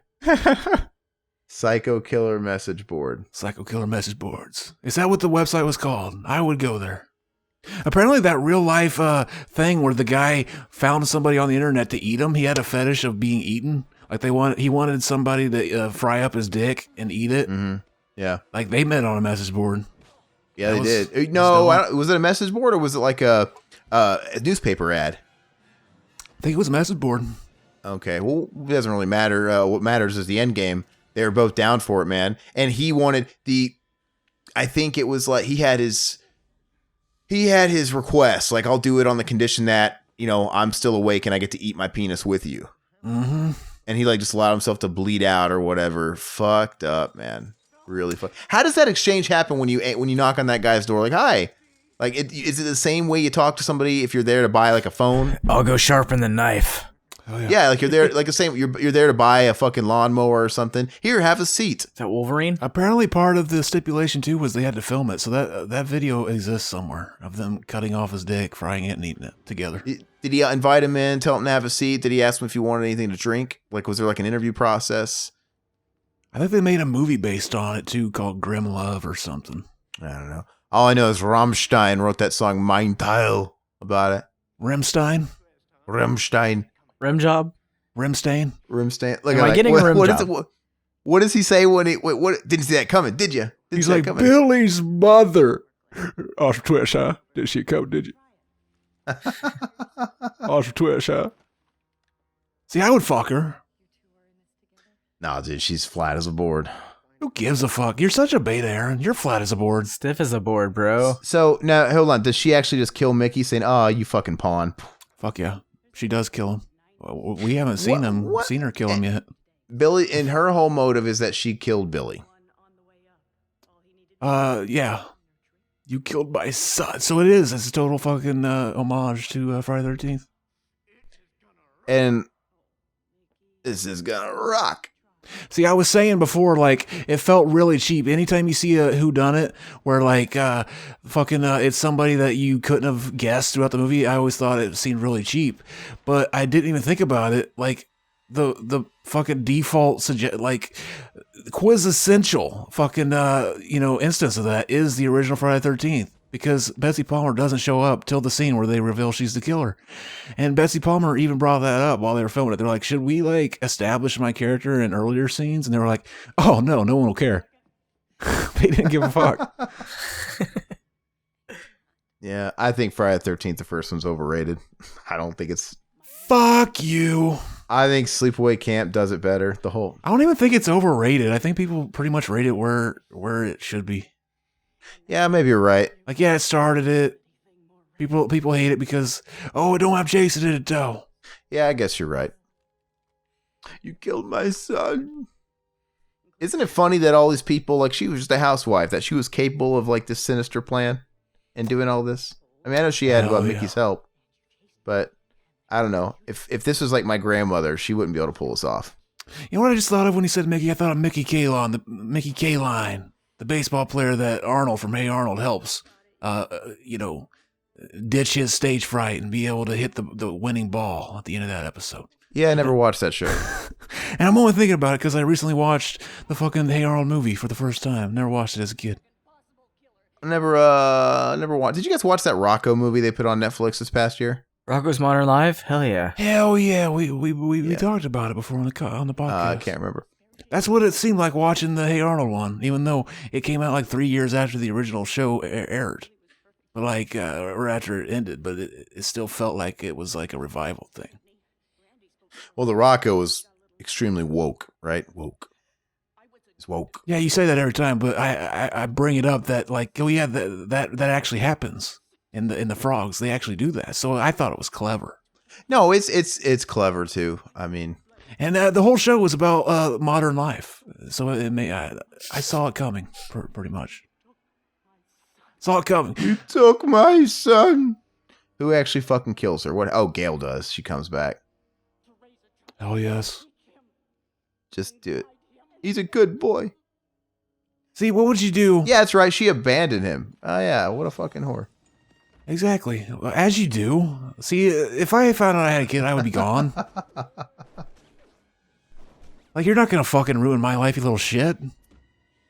Especially not some fucking wuss named Skeet. Fucking Skeet.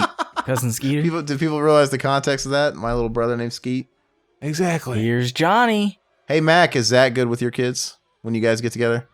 Hell no. Or is he like... So, like, fuck them kids.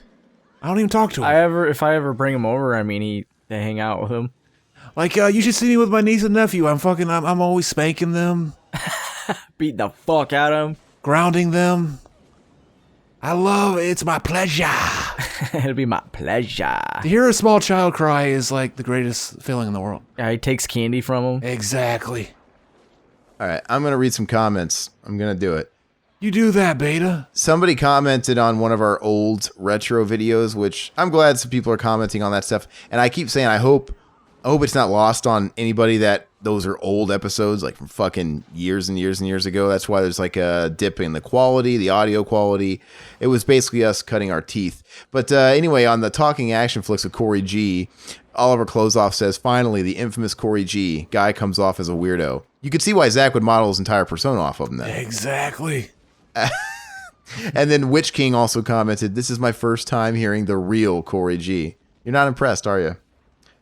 See, I try to make it a point to not do the Corey G thing anymore. Like I did the Scream 1 commentary, kind of not doing it the whole episode, except for like 2 parts. I kind of went into it.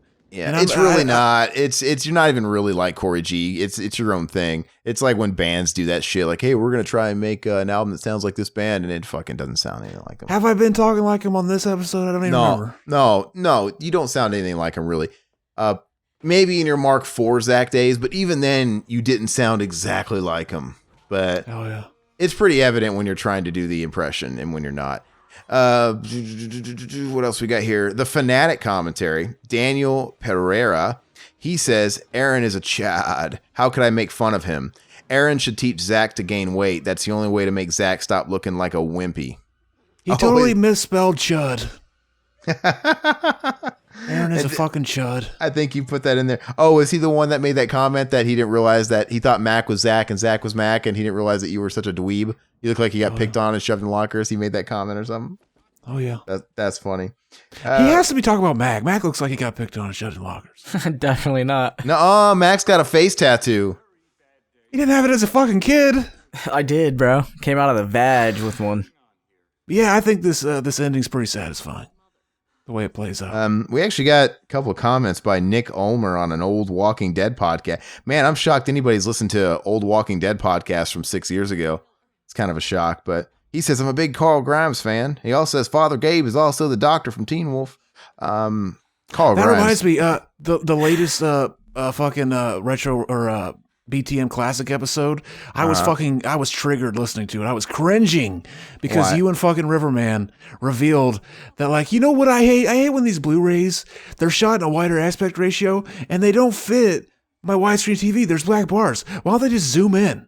Why not just get rid of some of the picture so that it fits my TV? I was like, you fucking idiot. I almost called the episode Riverman and Delush don't understand they don't understand aspect ratios, because I get the final say. I get to name it. That's all. That's old. So you're basically arguing for exactly why we hate fucking the Roseanne episodes on streaming. And I don't even remember that. And to be fair, though, that was before the big renaissance of all these streaming services and where they were doing it. So we never really saw it. I never really saw it to experience it. So I was probably just talking out of my ass like a what if thing. But yeah, I don't know. I don't even fucking remember that. But betas. Sorry. Alpha, beta, zetas. All right. Got a whole slew of comments on the Scream. We're going to talk Scream for a while. The Scream commentary we did last week. We have Cinny comments. I genuinely enjoyed your... Oh, wait. That's a fucking spam content, I think. I think it is. Anybody that compliments us this much, I don't think you're for real. But if you are for real, you said you enjoyed it and you subscribed. But I think you're a bot. They smashed the subscribe button. You smashed it? They smashed it. They fucked the shit out of it. Witch King, he says, I remember my dad got Shanghai Knights instead of the Street Fighter anime movie one time, LOL. What? How do you make that fuck up? See, I think with Max... Shanghai Knights is dope.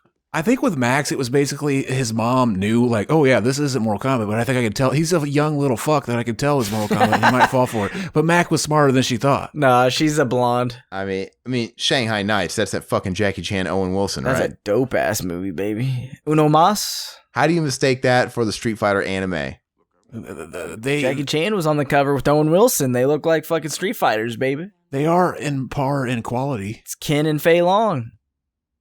All right, Chris Risey CR, I think that's how you pronounce it. Correct me if I'm wrong on it. He says, thanks for reading my comment during the video. My name is Chris Risey. My last name is pronounced, Ridsey. He actually says it, sorry. So Chris Ridsey, how can I contribute to your commentaries? I live in Harrisonburg, Virginia. Well, Chris, you can keep commenting like you do. You can leave feedback. We're always going to read that stuff. And Give us some movies to do, babe. Yeah, throw some suggestions of shit you want us to do, and we'll definitely consider it and add it to the pile. And, it's a good segue into saying, I mean, if you fancy yourself a podcaster or you're interested in it, feel free to do up a pilot episode of a pitch of a podcast you want, or give us a pitch and send it to the email revivalhousenetwork@gmail.com, and we'll check it out and see if it's something maybe we'd want to include on the network. And that goes for anybody out there, right? If you have a unique pitch, it can be commentaries, but obviously we got commentaries covered with a couple of shows. But if you have unique ideas, let us know. It's fine. If you guys want to cover genres that we don't cover, that's even better. I think we should have somebody do an actual ongoing game podcast, like dedicated. That would be really cool. Mm-hmm. But anyway, Chris, what else did he say? Oh, so thank you. No, moving on. Carlos Argent. He has a good idea. He says, so I've been gone a while, new job and all, but I'm glad to see y'all still going strong, and also was wondering if you guys could do a cyborg exploitation. RoboCop, RoboCop 2, Terminator, and Terminator 2. Also great commentary as always, guys. A good way to pass the time. I think it's a good idea. We've talked about doing that exploitation before, and I don't know. I'm shocked we've never done T1 or T2 or RoboCop 2. So that's a month in itself. It really is. People like RoboCop 2. I've always thought RoboCop the original is the only good RoboCop movie. I agree, but I do appreciate that he trimmed off the shittiest ones of the franchises, you know? Yeah. So maybe I need to watch RoboCop 2 again. Maybe I'll like it now. I think it's streaming. I think 2 and 3 are now streaming on Prime or something. I kind of thought about giving them a watch too. Oh, hell yeah. Dewey's still alive. Chris. Yeah, look at him though. He looks like he just got out of another ladder's tables chair match. Kimmy. Chris Rizzi comments again. He says he would be totally fine with us prank calling him. Remember he gave us the number? Hell yes. I mean, if you guys want to do that at any point, we can. But yeah, he says he doesn't mind, so maybe you'll get that soon. Let's see. See, we kind of like to stay away from prank calling people we know. On the last episode, we started it with the prank call, and that went south. After we hung up, we were like, there was a big part where we're like, was she mad? It's like, what's going on? He said a bad word too that you're not supposed to be saying right now during this time, this sensitive time in our nation's time of healing. Who? Who did? Remember, he said that. He said the N-bomb. Oh yeah. He can say it. He's probably black. He didn't say the hard R though. Oh. Yeah, that's all that matters. Okay. So it's okay. It's okay. Our buddy Josh. See, this is this is a pretty satisfying ending, I think. Make a hell of a movie. It'll make a hell of a movie. And then it plays the greatest fucking song ever recorded. That river shall rise, she said. Amazing. Look at that, how shitty that looks. It looks the same way that when they change that camera, it looks all grainy. They do that in Die Hard. So choppy. Yeah, Die Hard does that too. It's almost like they're zoomed in really far and it's gonna reveal to be a camera shot, a helicopter shot. Oh, it is. Wow, how do you know that? How do you do that? Another alternate ending was that whenever it shows the tower there was going to be another killer standing there, and it was going to like hint that there was a third one, and we weren't going to find out who it was till 3. Damn, that would have been dope. That's kind of cool.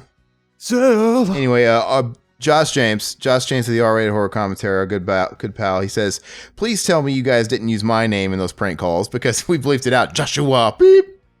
yeah, see, that would have been funny. I should have just said, my name's Aaron Lipscomb.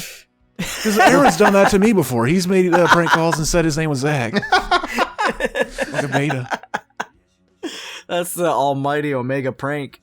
We called it Josh James's place of employment one time, and he got a little like upset. Like, you guys fucking call my boss? Oh yeah. I guess, sorry. But anyway, yeah, it was pretty fun. We spoke with his boss. Will and Matt's excellent podcast. He says, great commentary. Would you believe this movie came out 4 days after I was born, and I haven't even seen Scream. Better fix that this December. Danny Elfman, baby. Well, what did it say? I missed it. What did Danny Elfman do? Didn't know he did music in here. He did one of the songs in the movie. I think it was the song while she's in the play, the music playing during that scene. Gotcha. I find it really hard to believe that Will. Look at that. They do it too. They fucking did it again. They did another fucking jump scare at the end of the movie. Cassandra area. But I can't believe Will's never seen Scream. I thought, how do you not see Scream? Oh yeah. Let's see. Is this Less Than Jake? Did they do a song? They covered I Think I Love You, right? Yeah, it's Oh. Less Than Jake. Yeah, they're on the soundtrack. You know what the greatest Less Than Jake song is? Fucking with Kel Mitchell. I'm a dude. He's a dude. She's a dude. Because we're all dudes. Hey. Maxwell Unash. Hopefully I said that right. It sounds like Unaga from Mortal Kombat. Maxwell Unash, he says, Scooby-Doo is my favorite television show of all time. It got me through everything. My parents' divorce, my wife taking my kids away. I've based my entire life, politics, morals, ethics, ideology, and worldview off of Scooby-Doo. Whenever I make a decision, I think to myself, what would Scooby-Doo do? It's like I've altered my body physically. Hold on.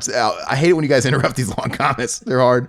I've altered my body physically to look like Scooby-Doo. I've painted my skin brown, sharpened my teeth, given extensive plastic surgery so my face looks like a Great Dane. I hire prostitutes to dress up like Scooby-Doo's friends. I force the hooker who dresses up as Shaggy to scream zoinks every time I forcibly insert Scooby snacks up her Ev's ass. Holy shit, that's the greatest fucking comment ever. Because at first it sounds serious and it slowly becomes more maniacal. It's pretty fun. That's amazing. He should get on fucking HBO Max because they put every fucking version of Scooby-Doo, the original series. Fucking the Hanna-Barbera shit. That's so funny, man. That's an awesome comment. And I don't know if you've ever commented before, so keep it coming. He also commented as well, please do Irreversible. That movie is donk, he says. Also, that is one of my go-tos for future cinema enema. Okay, I've never seen it, so it'd be great. He says also, Showgirls is Paul Verhoeven's best movie. You know what? I'm not going to be too hard on you because obviously we're not to believe the Scooby-Doo shit you just said. So I'm going to assume you're fucking with us when you say that's his best movie. It does have a big cult following. People like it because they think it's so bad, I've heard. But even if it had the outlying fans, dude, how could anybody say it's better than his best work? Give me a fucking break. Fucking, that sex scene alone. I respect your opinion, though, Maxwell. Scream commentary as well. Adrian Mendoza, he says movie recommendation, Cruising. So I think we have to do that eventually. I think that's come up quite a few times. You should ask him if he wants it done as a commentary or a cinema enema. Because it was on my cinema enema list. Yeah, man. Let us know. Do you prefer a commentary or a cinema enema?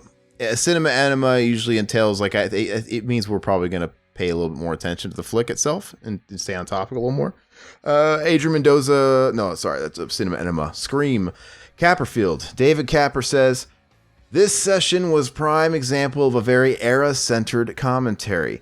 Everyone was super into the film, had interesting facts about the cast, props, promotion, and production, and even the tangential discussion were about 90s era topics like trends, music, games, and media, with everyone sharing their own unique memories and perspectives, making for a good nostalgic mood all around.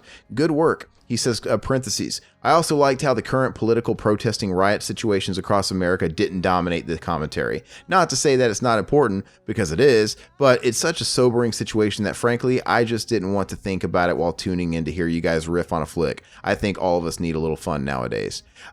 Further, he says, it's been trippy for me recently because I've had a few Revival House Inception style moments with other listeners and fans encouraging me to do a podcast and or commentaries. Mac and Zach retelling my Corey Haim story on their most recent episode of Lost Boys, and even one commentary saying he had a rather salacious dream about me that I can neither confirm or deny being true. Crazy meta moments indeed. He also says, but please remember, the Capperfield is just like doing slightly above average LSD at work. It's best in micro doses. Peace and love from up north. Oh, yes. Capper is fucking following the fucking Steve Jobs playbook. Oh, it's fucking hilarious. And about the riots, sex is cool and all, but have you ever fucked the system? I think it's a good point. No, it's right. Like, we don't want to sit there and dwell on all that shit. It's just too much. I mean, it's just, whoa, hold on. Prince is on the soundtrack. The artist, he's got the symbol. She's always in my hair. It's the symbol. Hell yeah. No, dude, that's fucking awesome, man. And I like that he's caught on to all this little shit going, all his comments that have been made regarding him and stuff. So it means you're listening to all the episodes. So we appreciate that. And even though you think you're best in small doses, if you ever did want to do a podcast, you'd be great at it. You got a lot of stories. Otherwise, just keep them for us. I mean, we're happy to tell them. Maxwell Unash also says, he's on the Resident Evil 7, actually, the Retro Rampage that we just did, the live stream. Maxwell Unash says, this is not a relevant comment to the video, but on your Friday the 13th Part 2 commentary, you threw major shade on the movie Wild Things, and I must say that you are objectively wrong about that film. Wild Things is inarguably not only the greatest 90s film, crime film, and thriller, but one of the greatest films of all time, period. At least in the top 5. I would probably put it in between Citizen Kane and the Olsen Twins' Passport to Paris. It's that fucking good. Hitchcock wishes he could make a film as good as Wild Things. That's a fucking amazing comment again. He did it again, man. He fucking fools us. He pulls the rug from underneath our expectations. He's the ultimate. But yeah, I didn't hate Wild Things. I see why people can like it. It was actually directed by the same guy that did Henry Portrait of a Serial Killer. And my only problem with it was there was too many twist endings or twists throughout the movie. At some point I was like, I don't care anymore. I can't believe anything this movie tells me because it'll just tell me it was wrong 5 minutes later. Yeah. And it was like one of those things where everybody was talking about the lesbian sex scene or like the kissing in the pool with Nev Campbell. It had Nev Campbell in it. But it was kind of fucking light. It didn't really go far enough. It's like, oh, they're just kissing and you don't really see any of the action, right? They start what's going to be a three-way with him and them and Matt Dillon, and it really goes nowhere. But I think you see some titties and some wet t-shirt. I think. Dog. Last comment I'll read is we had Oliver close off comment on our live stream that we also did a couple nights ago. He simply says he fell asleep during the stream. Who can blame you? That should be the new meme. That's what fucking our boy Adrian Mendoza said at the last one. Every stream we do from now on should have somebody in the comments like, I fell asleep during this. And you could interpret that as like, oh, like a dig. But no, I take it as flattery, meaning we slept with them. They slept with the Revival House boys is what they did. I fell asleep during this commentary. There you go. It's the same thing. It means they tuned in and our voices fucking sexed them to sleep. So did you put your hand under Aaron's blanket? Oh, yeah. Wait, what? What? They weren't sleeping with you? Anyway, what was I fucking going to say, man? Yeah. If you guys don't already do so, make sure you guys are liking and subscribing on the YouTube channel, hitting the notification bell, all that dumb shit. Like the videos the best you can when they go up. I hear The algorithms really favor when a video is liked in the first couple of hours, if not like the first 24 hours. Share us with people you think might enjoy our content as well. Help the Revival House Network grow further this year. And as noted in every fucking video or wherever you find us, there's links to free feeds like podcast services and Apple Podcasts, Google Play, Stitcher, Spotify. Give us a follow and subscribe over there and leave us feedback and all that shit. And nice 5-star ratings. We should reach out to Spotify and tell them that we'll go Spotify only for like a couple thousand. Yeah, Joe Rogan got 100 million, which I still think that's going to be big. I think it's going to be big for podcasts. I wonder if that's going to change. It just means that more people, because people aren't leaving Apple Podcasts. Everybody's still going to have all their shows over there, so they're going to have a reason to keep that app and still listen to the way they always consume things. Basically, it tells us that they're going to introduce some kind of video podcasting format. Maybe they'll be a fucking YouTube competitor at some point. Well, because they get the rights to his video YouTube, the YouTube videos he would do in full, and all he can do right now. I think he can still have clips, but that might even have like a time limit on it, like for a year. I don't remember, but the full version, regardless, is only going to be on Spotify. So it sounds like it's going to be. Maybe Spotify is going to. Yeah, are they going to have are they just going to integrate that in the regular Spotify app, or are they going to have a separate app? I don't know. But we should be on the pulse of that shit for sure, man. And I'm looking at these fucking screens because I'm watching it on Vudu, which, by the way, it kept up the whole movie. It didn't lag this time. And I'm looking at all. You did seem to know that she killed her friend killer before we got there, though. Who? She killed Mickey on yours before she did on ours. Oh no! I called that out in advance. It wasn't happening then. Okay. Yeah, no, I was exactly on point. I was just remembering what was happening in the movie like 20 seconds before it was happening.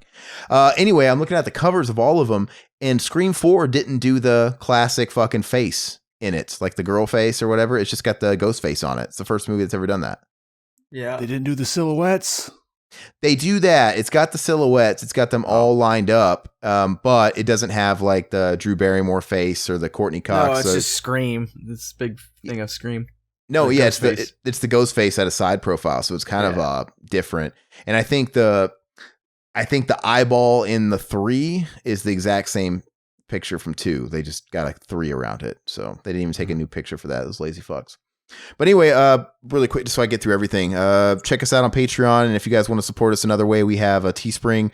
Buy some merch, check out the designs we have, and as always, leave us feedback on anything you want out of a Patreon, any stuff that we can amend or change or add on to make it worth your guys' while to throw some more support our way. We'll do that. But that's all I got. You guys got any last comments? Final thoughts on the movie? It's good. It holds up. It's a good flick. Same thing with Scream. Scream 1 does too. I mean, I think there was I loved Scream when it first came out, and I think there was a period in the middle of all the fucking shit that Scream spawned. I was like, oh God, you almost kind of like lump Scream in with it just because it started. All that shit soured Scream. You had to wait a couple years to come back. But you go back to it. Yeah, you go back to it. I'm like, oh wait, Scream was actually good. And I can't blame it for siring fucking shit movies, right? And if you're into music, the way I like to think of it is, I honestly think a band like Pantera, which was a gap, was a bridge that bridged between those bands like your Megadeths, your Slayers, and all that shit, and they were the bridge to Korns and all the groove stuff because they were the first popular groove metal band, and obviously nu metal was nothing but fucking grooves. I can't be mad at Pantera, and I can't be mad at Korn, right, for producing all the fucking Dry Kill Logics and fucking Il Niños and shit of the world. Right?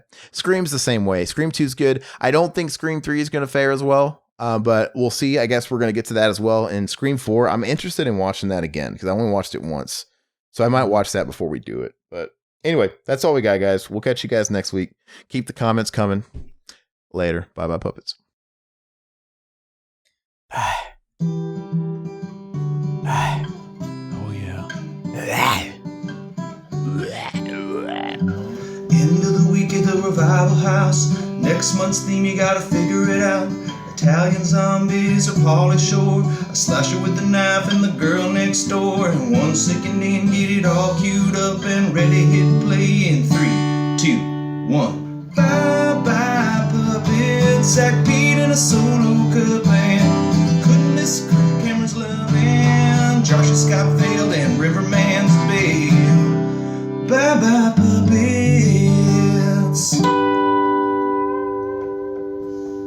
Sounds good. Like this country used to. Hold on. You know what? Fuck. Where did this come from? Like your personal collection, Zach, or what? Yeah. Are you lying to me? Yeah.